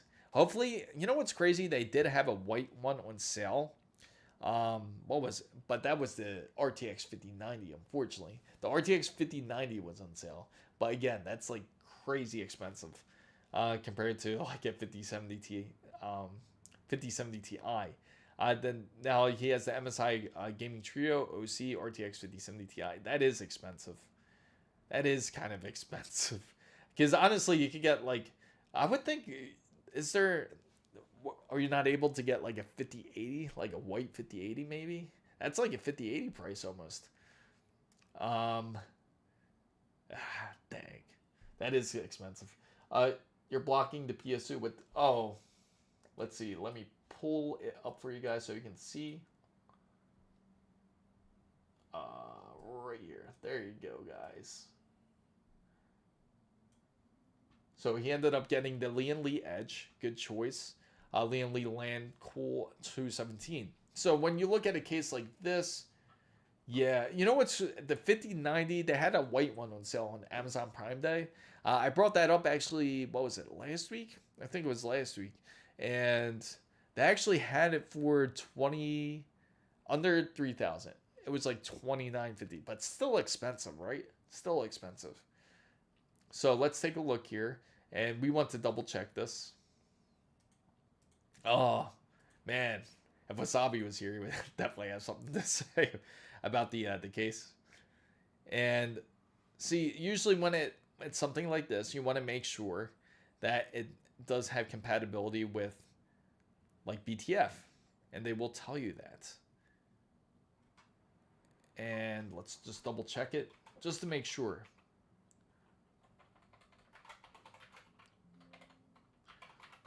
So before you go with this case, let's see. We want to make sure that it is compatible. Okay, so it does have like a hole opening here. So it looks like this, guys. Right there. So you see how it has that big cutout? So more than likely it has that compatibility for the whole BTF. So you got this access, you have access here on the bottom and here. So more than likely you're pretty good behind motherboard tray. So that's good. So you just have to remove that tray really.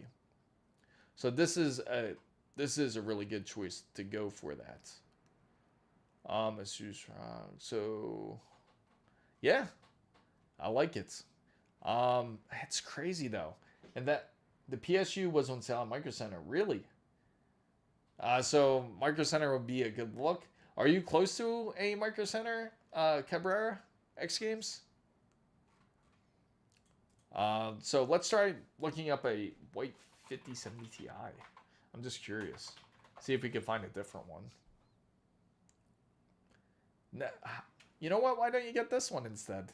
It's way cheaper. You could get the RTX 5070 Ti Arrow if you want to match your board. Now they do have a deal on a 5070. I can send you the link here.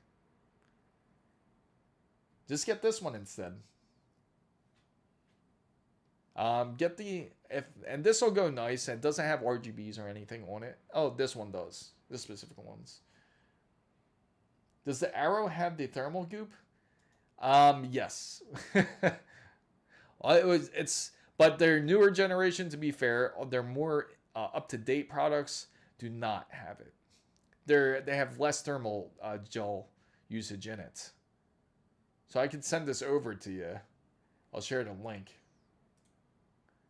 I'll send it over to you just in case. You'll save much more money because it is a bit high for a GPU. That's it. I just sent it to you on Discord. You could go for that. And I'll send you the ASUS Tough one too. Eagle's okay, but it's better to go Arrow. Now, if they had the Aorus one, that's even better. But let's see. They got the Aorus, but it's black. Yeah, I would say go this one. Since I'm working again, I'm going to be buying a new CPU. Not sure which one to get. And the GPU 9060 XT, and I don't know which one to buy first, since if I buy the 9060, I'll be using it with the Ryzen 5. Oh, okay. Since you're using it with the Ryzen 5500s, 9060 XT would do. You think, okay, awesome. Yeah, there you go. I'm glad we were able to help you. Definitely saved yourself $400 there. Oh, I apologize, guys. It looks like I lost signal on the camera, but that's not a problem. Let me just plug in my USB. I forgot to hook up the power supply to the camera. But the good thing is you'll still hear audio for now until I get this plugged in real quick. But let me see.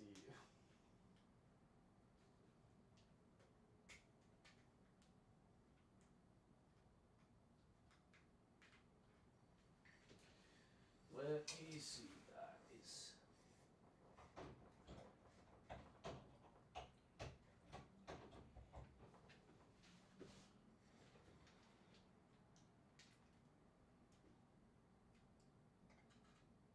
There you go. Now I'm back. Just gotta give it a second real quick. Just gotta give it a second to charge, but yeah. It's yeah, again, $600 cheaper. Definitely 600. So you could definitely do like you could do a very decent build that way. I want to upgrade my CPU as well with it, but I can only buy one at a time for now. I get it. And you're still going to use the same AM4 board AC? All right. Hopefully the color grade goes in. There you go. Beautiful. Okay, now it should be good. Now we're back and up and running. Apologize for that camera cut off momentarily. But yeah, speaking of which, now you could get like to reward yourself, you could get $600 worth of games. So I'm sticking with AM4, yeah. So you're probably gonna go with you're probably gonna get like the I guess like a 5800 X3D or something. That would be nice to go with. Or the 5600 X3D would even be nice if you have the bigger budget. I would imagine you probably don't have to really spend a lot on it. Hopefully not. You could always buy it used as well, but you could. And I bet the used market, more than likely, it's going to be used anyway. Like if you look for any of the 5000 series, they probably still have some new ones. Out of curiosity, I'm curious how much it currently is going up on eBay for. Let's see, 5600 X3D. Let's take a look here. Let's see what they're currently selling at. We're going to go and we'll go for sold items to get a good indication of what it looks like when it comes to prices on the used market anyway. But I do get it. Hopefully you'll be able to upgrade to one of these boards one of these days. It would be always nice, right? It would always be certainly nice to be able to upgrade to an AM5 board. I always like the 5600X non-X3D. Hardly used any power. Surprisingly good gaming performance on a RTX 4080. Absolutely, it still would perform great numbers. Now I gotta say, like the last great series when it comes to like the whole 50 series, not 50 series, when it comes to the whole 5000 series, when it comes to AMD's Ryzen, is that particular model. And let me see. Let me show you guys what we got this guy up to. He's sitting here in the back. For some reason, he likes to show you what this. It might be hard to see. I gotta get a longer USB for him, for our mascot Jonah over here. But he's sitting over here in the back, just chilling. He's sitting by one of the computer chairs. But yeah, the 5000. What's up, Kalis? So yeah, speaking of the 5000 series, the last real best series when it comes to the GPU side, and I'm glad you brought up the 4000 series, is the RTX 4000 series GPUs. Reason being is because they were still PCI Express 4. So you could go as high as a RTX 4090 and it would perform very well with it. And it would still, because again, most of the bottleneck doesn't come from the CPU side, it still comes from the GPU. So you can still really push decent graphics even on a AM4 board. So they still have quite a long, the longevity is still there. So for anybody that is still on AM4, I'm sure that you can vouch for it. But yeah, on the 5800 X3D, it's crazy. I wish I was there, like at the Walmart where they had this like X3D on sale, the 5800, and it was only like $100. Can you imagine? They were trying to get rid of it on clearance. And let me see if there is still a picture floating around for it. But that would have been a great buy. Let me see. It might have been a 5800 X3D or a 56. And they had it for a really good deal. Let's see. I wish I would have saved that picture too. It's going to be hard to find probably.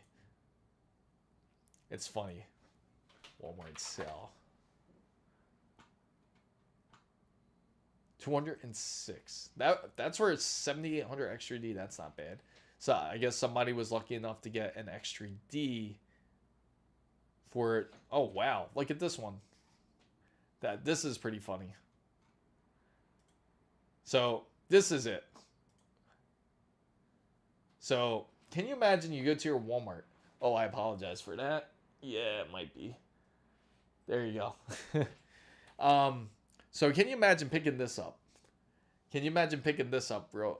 For at Walmart, and this is pretty insane.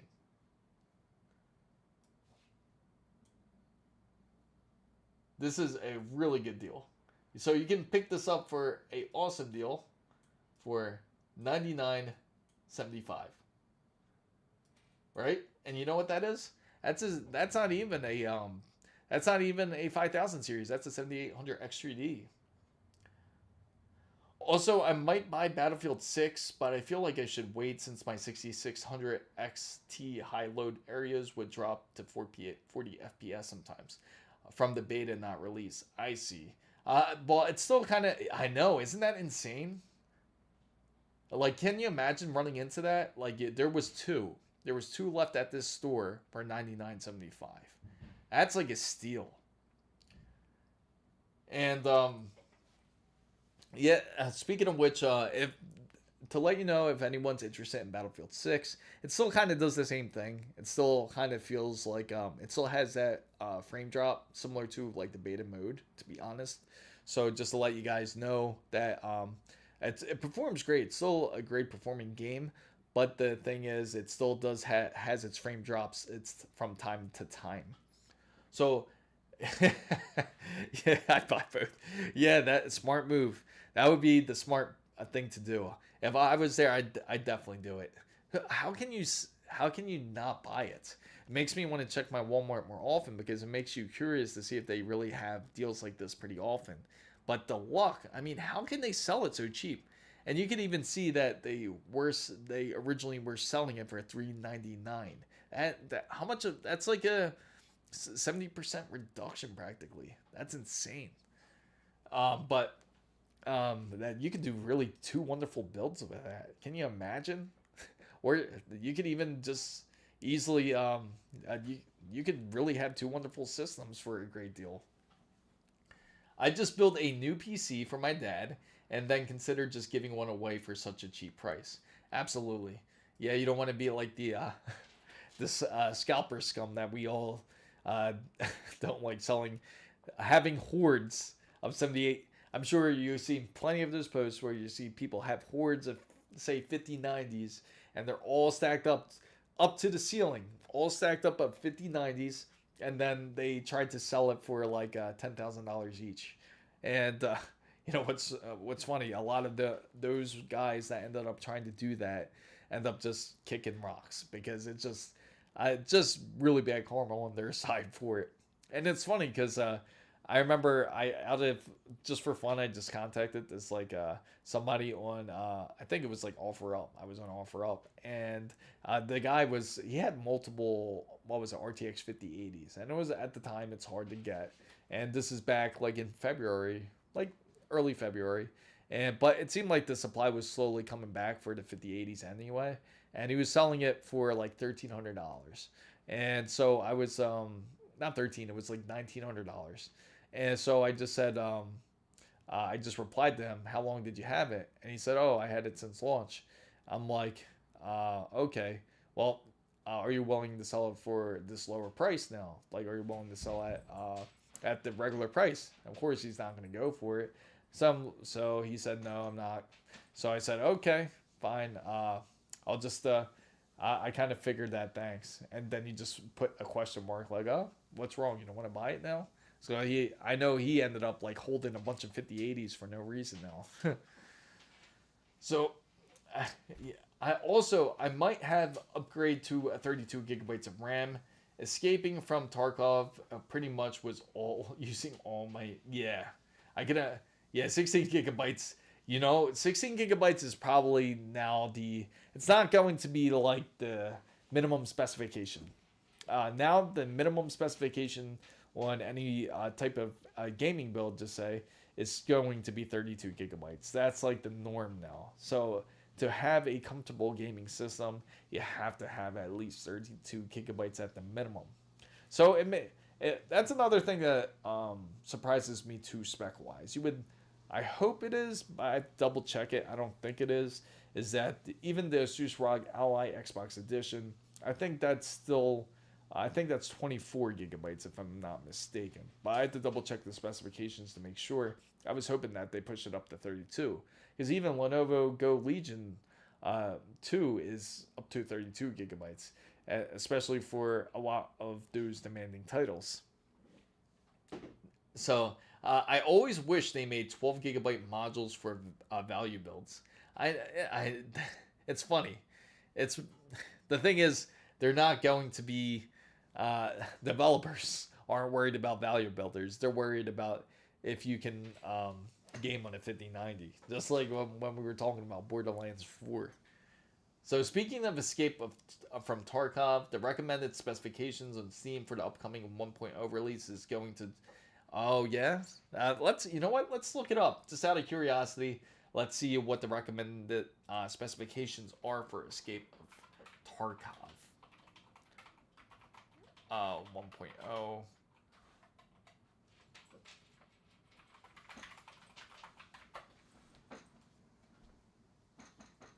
All right, so let's take a look here.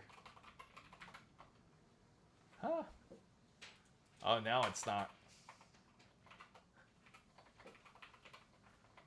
Now my Google's acting up. Now it doesn't want to load up anything. Okay, there we go. It's just that site. Okay, so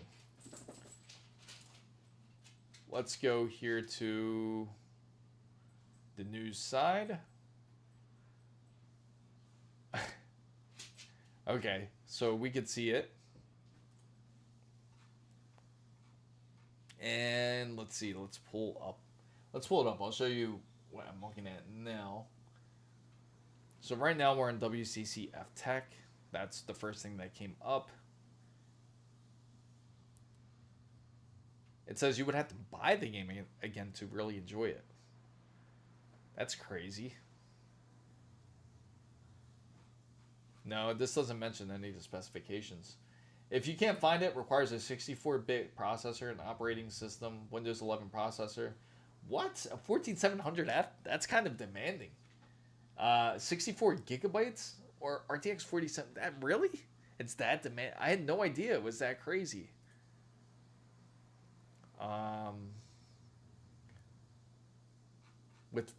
Okay.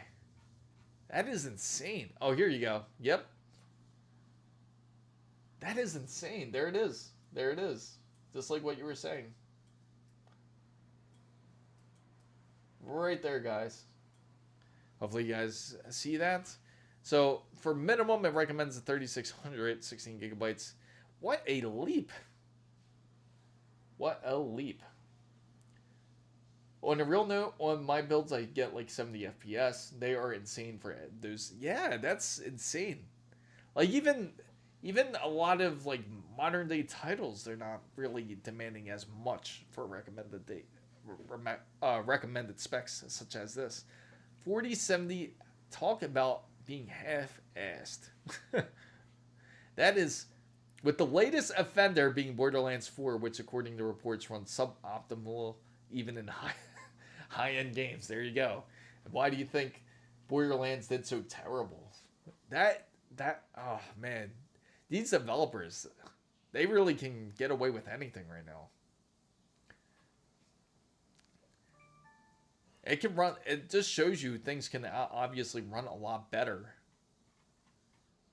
What if they just don't rely on some of these engines? It's just insane. That's just really being lazy. Huh. Wow. That's just terrible. I heard, and another thing I've heard is Little Nightmares 3 wasn't as promising as we all hoped. Unfortunately, it wasn't like that long of gameplay. Even though it's like $40, it's still like a great deal to get the game. But again, the gameplay I heard is not long, and it's not as interesting as the prior version, which was Nightmares 2. So I haven't got to play it. I am looking forward, and hopefully there's a lot of fans out there. I'm looking forward to Ninja Gaiden 4 for sure. I am looking forward to that because it's been forever since we had a Ninja Gaiden game. So it's nice to see that come back to life. So the only thing I can compliment, it's very consistent with its frame rates. From that, a lot of people in the game communities have been a lot of negative words for the main dev. I agree.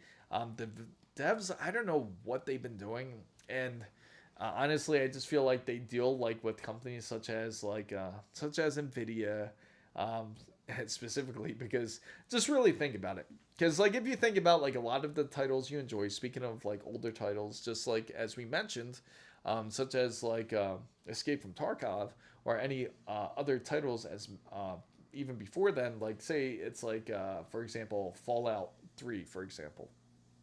And you know that there's rumors of them going to remake Fallout 3. So when they remake Fallout 3, they're going to expect you to get the new version of Fallout 3, and then it's going to require a lot.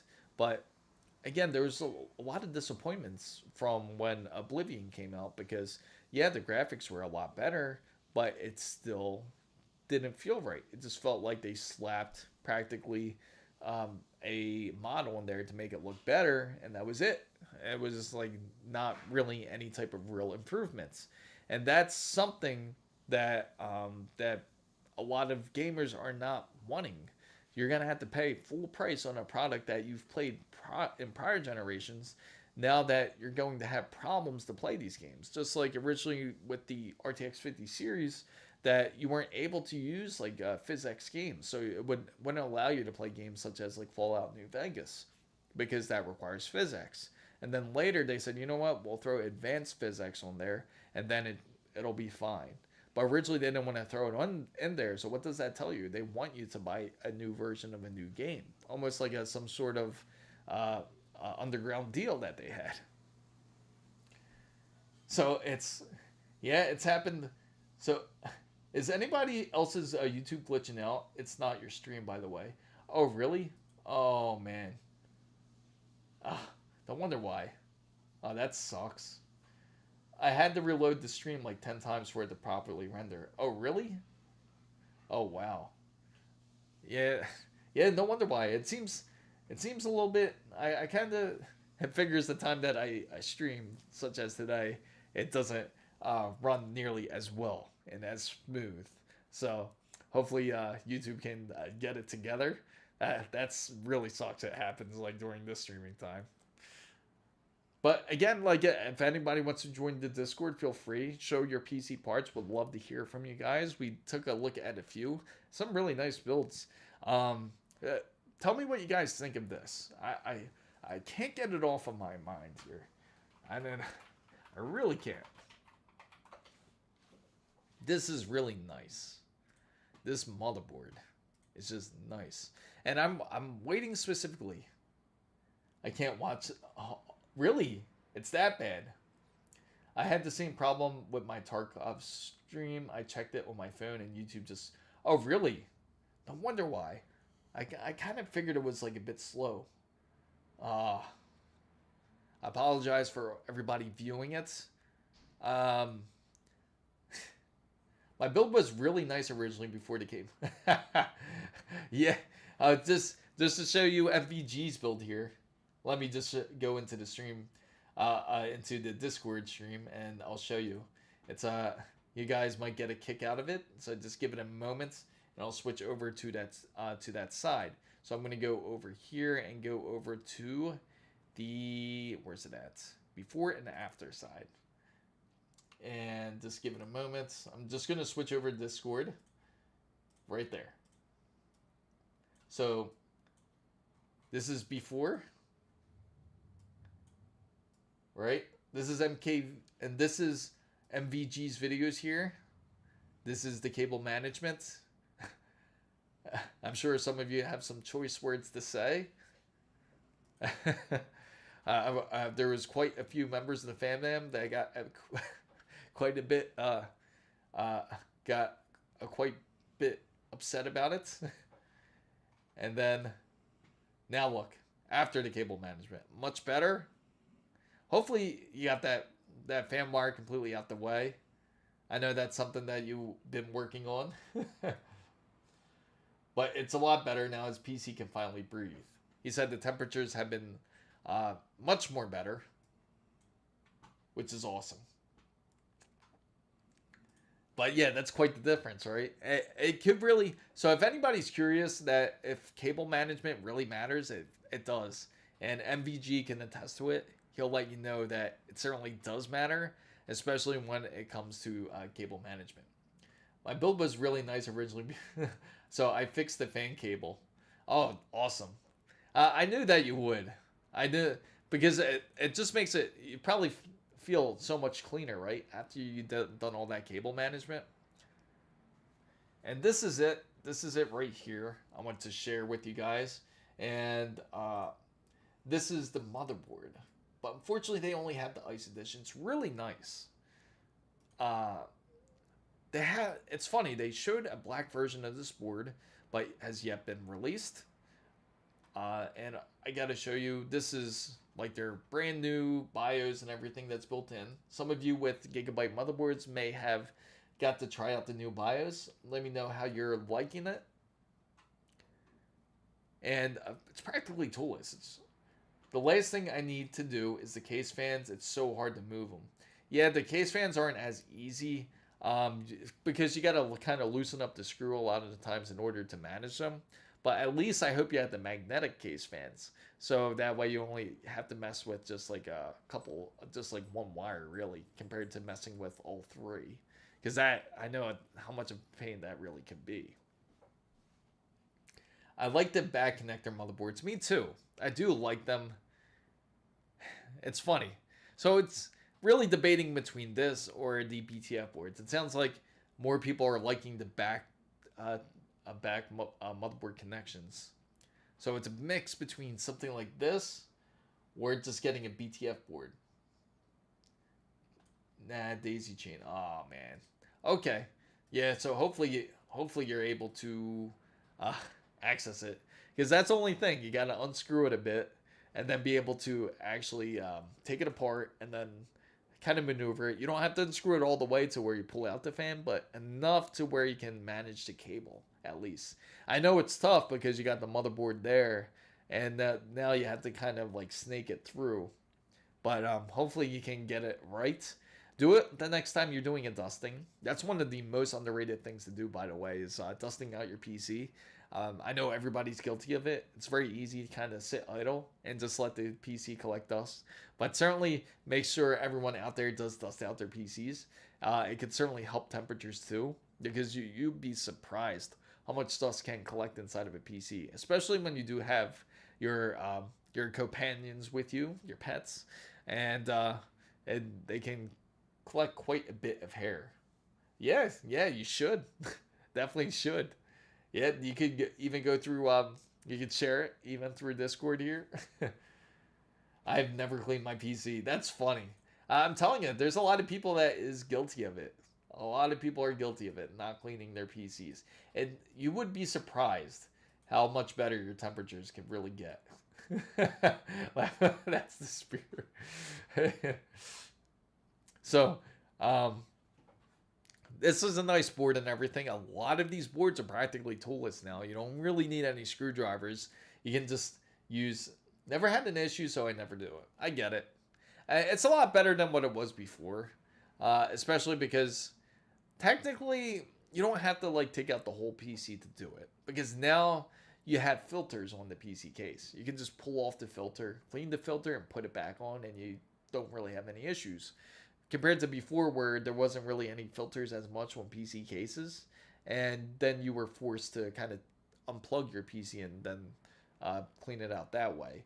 But because thanks to the filters now, you could easily just pop them off. They're magnetic, pull them off, just one quick swipe and that's it. And you're pretty much good to go. And but I do get it. I know some people may not really experience issues, but I'm telling you, it does make quite the difference. You might be even surprised on how much it can really build up on it. But yeah, going to the motherboard side, let's take a look at their stealth ones. In fact, speaking of their Gigabytes stealth here. Yeah, my filters must be amazing because not even a decade. You need to see the YouTube. Oh, really? It's that bad? Oh, man. No wonder why I like the... All right, let me go ahead. Let me take a look. I'm going to go try to check a video out right now. Let's see. Let's do a streamception here, as so to say. And seems to be loading. Yeah, that's crazy. I'm trying to load up my own stream here. And it's not even working. That is insane. But you guys can see me, right? All right, let me try going on another one. Let me just go on someone else's. I'm seeing it. I'm just going to click on any video here. DJ Osmo. Oh, wow. Talk about timing. This sucks. There you go. This one loaded somewhat. The ad it loaded up, but let's see. Oh, wow. Something went wrong. Really? Wonderful. I post what error I got. I'm getting that. I'm getting it too. I'm getting this for you guys. If you're curious if I'm getting the same issue whatsoever, let me focus the camera on here real quick. Right there. But I'm getting that same exact issue. And you probably got that screenshot too. And that sucks. If anyone's having issues on... let me type this. Anyone's having issues on YouTube, join Twitch or X. Hopefully you guys can see it. Yeah, that's crazy. An error has occurred.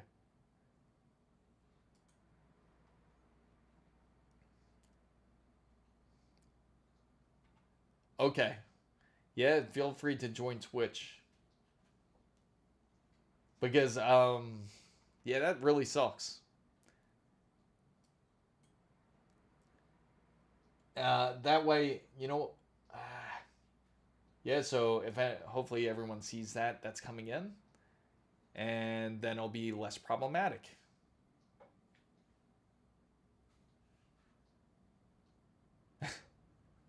Okay.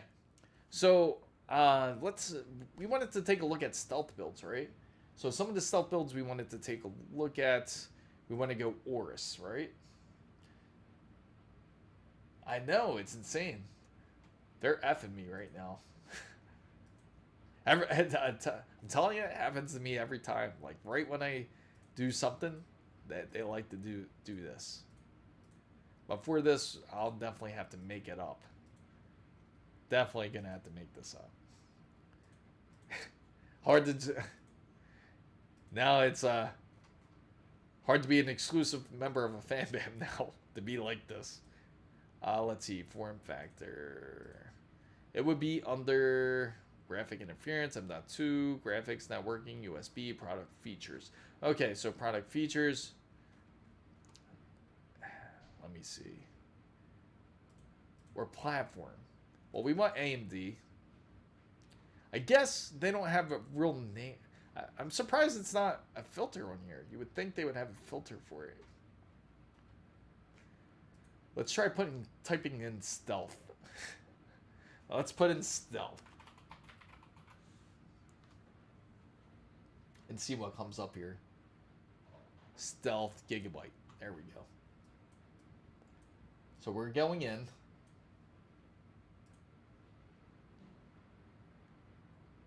And let's see what we got here. Isn't it like BTF? Yes. Yeah, I know. It's weird, right? The filter doesn't... so the whole article comes up. Because BTF is strictly ASUS's. So if anyone wants an ASUS board, Gigabyte calls it Stealth. So it doesn't look like they have the same as ASUS's brand. And then MSI calls it Project Zero, if anybody wants to know. So that's all their names for it. Here we go. The Aura Stealth Ice. So they're really obsessed with ice currently. So it seems like if there is a stealth build, it would have to be all white from Gigabyte. See, I would love to do a white build, right? But the only issue is I'm very particular about white builds. And the thing is, like when it comes to gigabytes, I would want them to at least have a black one too. And the reason being why I would want one is because the thing is, first off, you need to have like all white everything, I feel. Like I feel it feels off if you have like a white black table and then everything's like black. Your keyboard, your mouse, your monitors, and then that's gonna throw everything off. Like when it comes to like a white build. Twitch says I don't have really what? Okay. Everybody join X. Join X or Twitter. Oh, there you go. Welcome, Dr. Mello. Thank you. Thank you for following on Twitch. Theatrical question. Theoretical question. Should I upgrade Wi-Fi routers? I have Wi-Fi 5. I mean, yeah, you certainly can. What devices are you using that you feel that requires Wi-Fi? Excuse me, real quick. Let me get this camera focused. What devices do you have that requires, say, Wi-Fi like 6 or Wi-Fi 7? If you have, like, say, maybe you have if you have consoles, yes, you can switch to Wi-Fi 6 and make a difference. But if you connect like wired everything, then I wouldn't really worry about it as much. Even on the phone, not really. It's only worth it Wi-Fi 7 or Wi-Fi 6 if you have other devices that you need to connect that are detrimental for Wi-Fi. Like if you have a laptop or something that you really need to connect for high bandwidth. So, what's up, Catty Wampus? Hi, Chris. Weird question for you. I have a 9800 X3D CPU, and I want to have the best 0.1% lows in games. What Windows power plan would you recommend? Not really a weird question, Catty Wampus. Just by the way, if anyone's having an issue, please, everyone, let everybody that's coming in know to just join Twitch if there's still buffering issues on YouTube, or join on Twitter or X. Also, to answer your question, you still can get those low FPS. You won't really have an issue. If you're trying to go with a decent power plan, I would recommend just going for the most high energy plan. I know it sounds like something that is not so energy efficient, so to say, but that's the best recommended setting I can say. You want to use up like the most performance. Look up a full performance plan and I actually even have a video based on it. I could actually join it. And thank you, MVG, for letting him know. I will, if you join Discord, I can send you the link to that video. I'm not sure if YouTube will let me link my YouTube video to it. If it does, but more than likely it's going to be problematic, and I do have a guide on getting the most FPS you can. And let me see if I can find it real quick so I can share it with you. And this can honestly get you the best optimizations, especially if you're gaming on PC here. So I will copy it over to you, and I actually share the power plan here. So let me see. Let me know if it goes through or not. If it doesn't, then it's probably not going to work since YouTube is down. And let me highlight my buddy here, MVG, because he just make sure to join Twitch if anyone is having issues. Let's see. Oh, why did that get so small? let me fix that, guys, real quick. B-chat. Right here, Twitch. Let me go here. Where's it at? Featured. We get this bigger. Man, how'd that get so small? There you go.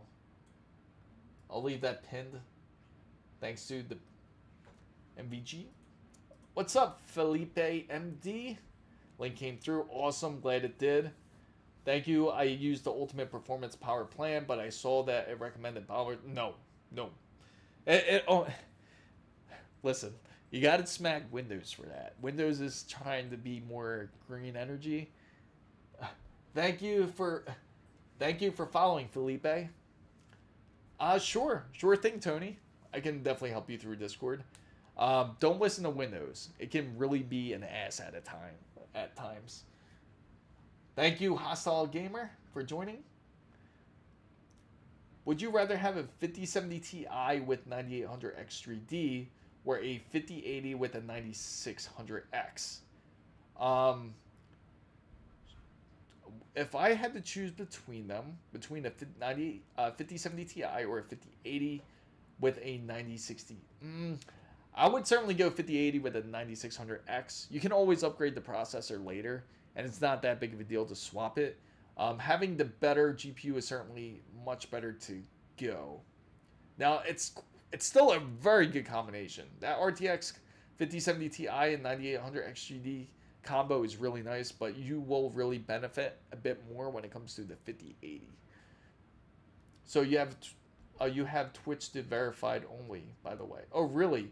Okay, I got you. You know what? Yeah, no problem. I'll fix that. Thank you for letting me know, MVG. That's because there's a lot of bots on Twitch, as we all know. It can be really a pain. So I'll go ahead and fix that for you guys. If anyone's having trouble, follow me on Twitch. But thank you for letting me know that. Let me see. I will fix that immediately.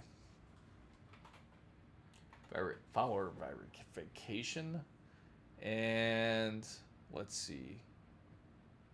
I'll turn off. What's giving you the issue? The phone verification? I'll turn that off, and email verification is off. And hopefully that... Okay, let me know if that works. I just turned it off. You can always set to some people as mods for the bots anyway. Oh, awesome. Okay, yeah, for sure. That's something I have to adjust here. I know it's not the... Okay, I got you. I'll definitely fix that up later too, for sure. What's up, Normac 258? I probably do the 9800X3D and the 5070 Ti.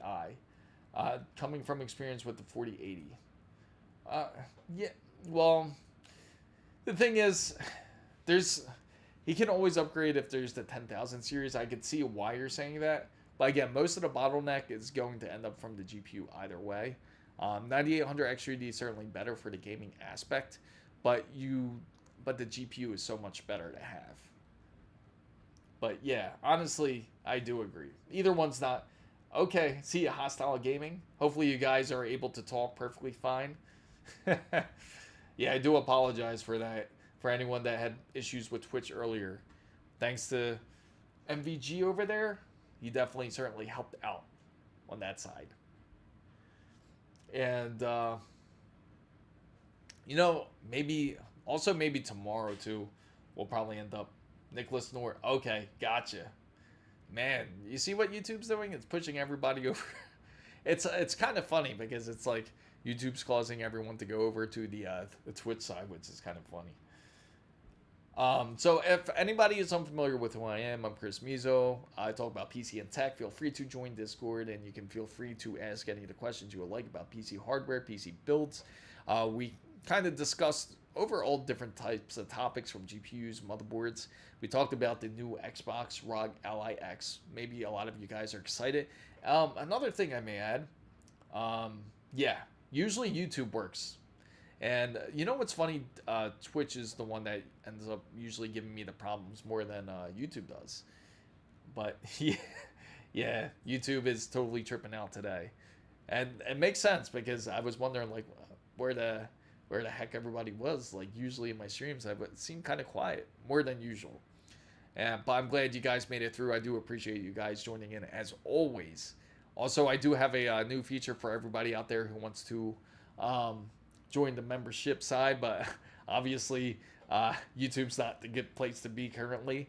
And big shout out to our first subscriber, Xenomorphing, as his question for this week for the stream is going to be, when was the first time everybody got their GPU?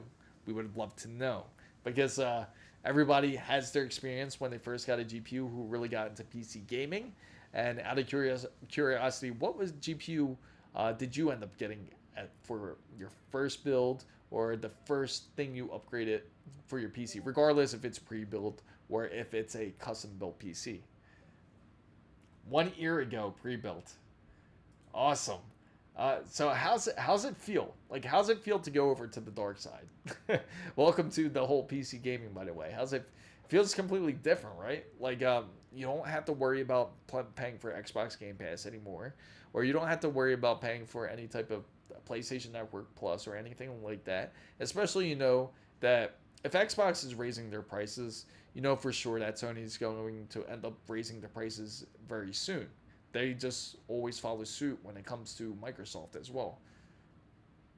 5070, I returned it because the Cyber Power PC CPU fan cooler broke. Oh, that's just terrible. And that's the thing. When you buy like a pre-built PC, even though it's a decent brand, right? It's Cyber Power PC, supposed to be like a decent brand for a pre-built PC. It's not. It's a good gaming PC. That's all I can say. It's good, but definitely not the best.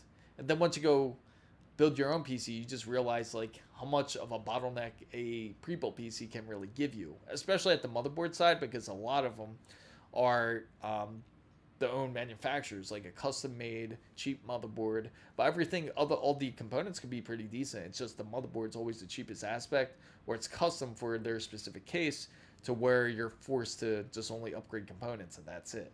And even if you choose to upgrade a motherboard, a lot of their cases, you won't be able to swap it out because it's not technically ATX. And 70 gigahertz Radeon. Awesome. That's an awesome one. Played GTA 4 on that.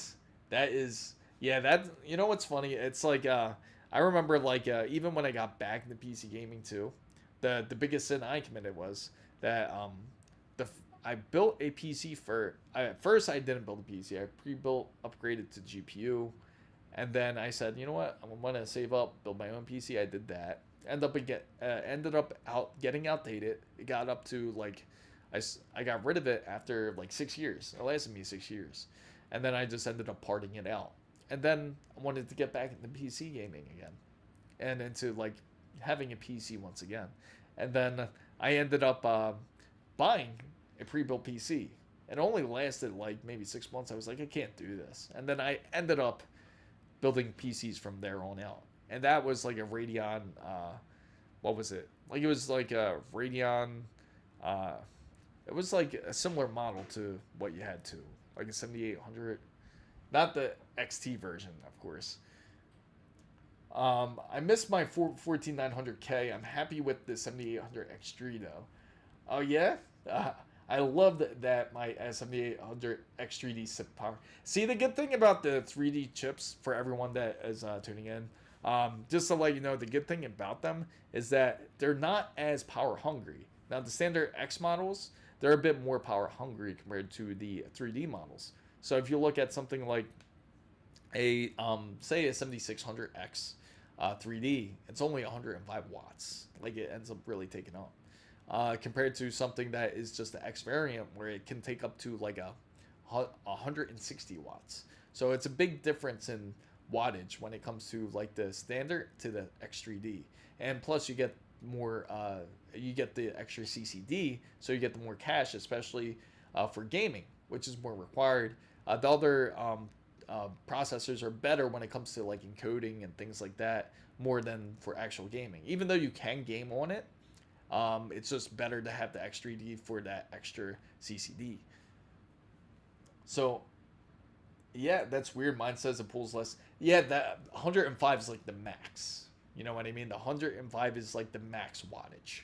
So, so my 6800 X3D maxed out at 66 watts. It's, again, like it's very minimal. It's not going to take a lot of power out those chips, and most people are going to go all the way to 105. That's like 100% usage. My 9800 X3D is about 100 watts. Yeah, because the 9800 X3D is a bit more power hungry, just a little bit, not by much, by like 15 watts more, and it's like 120 watts. But again, it's never going to go all the way up when it comes to usage. So I'm saving for a MSI Ace motherboard. Awesome. Yeah, it's worth it. If you go MSI Ace, you will certainly enjoy it.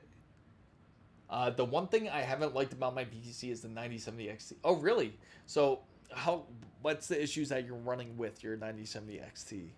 Is it not performing to your? It's not performing to the expectations that you have. It's pretty crazy because I know the 9070 XT that we did, the Sapphire Nitro Plus, it performed really well. I definitely recommend that card, but I'm curious what the issues you have are. So having issues with AMD or just the Gigabyte model, I feel like it has to be the Gigabyte model. If I were to guess, it's got to be Gigabyte. It's funny because the Sapphire one performed phenomenal, and I'm sure you guys have seen it. We've streamed with it even a few times, but recently I actually had to give that PC to a friend where he obviously didn't have TPM 2.0. His PC was completely out of date anyway, and so he had to he had to end up practically throwing that PC out because it was like only on a Ryzen 2700, I think. It was like an old PC, but now you can happily play Battlefield 6. So I sent a picture in chat. I'm getting barely 200 FPS in a 1080p Battlefield, and it's overheat and it's loud. Really? Damn, that's... So I don't like the NVIDIA crap. I like raw FPS with AMD graphics or hotspot issues. The bad temps are in the memory. So maybe there's some optimizations that we can do. The optimizations wise, I would say try lowering the graphics. Okay, so I'm going to open up Discord here real quick. And it's this right here. So let's go full screen. Oh, it's not displaying the video full screen. Okay, so after dealing with this over an hour, it goes into safe mode. Oh wait, this is a different issue, right? This is Tony's issue. What's it say? So you're having updates, and so the updates have been constantly rebooting like this. You're having these type of issues, Tony. I'll certainly help you out. I bet you're going to have to do like a system, practically like a system restore. You're going to have to enter system's recovery mode, like the Windows recovery mode. Once you enter that, then you're going to go and uninstall like the update practically. That, or you're going to go to system restore and go to the day where you didn't do the update, and that should fix your issue. And just to make sure you're on Windows 11, I'm assuming, let me see. Looks like Windows 11. Funny clips. Will the Assassin X120R digital ARGB black will cool my... yeah. It shouldn't have any issue. Not with the 7600X. Alright, guys. If anything, I will end up... I do apologize for anyone on the stream. I feel like I heard a YouTuber having issues with the 9070 XT Gigabyte cooler as well. It's possible. I haven't tried the Gigabyte cooler. But... Unfortunately, guys, I have to go. My wife's pretty hungry, so we gotta go eat right now. And I do apologize. I will definitely help you guys soon. I do appreciate everyone for joining in onto the Twitch side with the current YouTube issues going on. Also, feel free to follow on Twitch. Subscribe to YouTube, and feel free to like the video if you're on YouTube. I apologize. I feel really bad for you guys on YouTube. I do. Also, feel free to join the free Discord, and also check out the memberships. Please join in. It'd be great. Don't leave Xenomorphing all by himself. And I will definitely be streaming sometime soon again. Yeah, everybody have a great night. We'll figure out these issues. Hopefully you heard me, Tony. Just give that a shot. And I'll reach out to you afterwards too. But thanks again, everybody, for coming in, and hopefully YouTube gets better. Have a great night, everyone.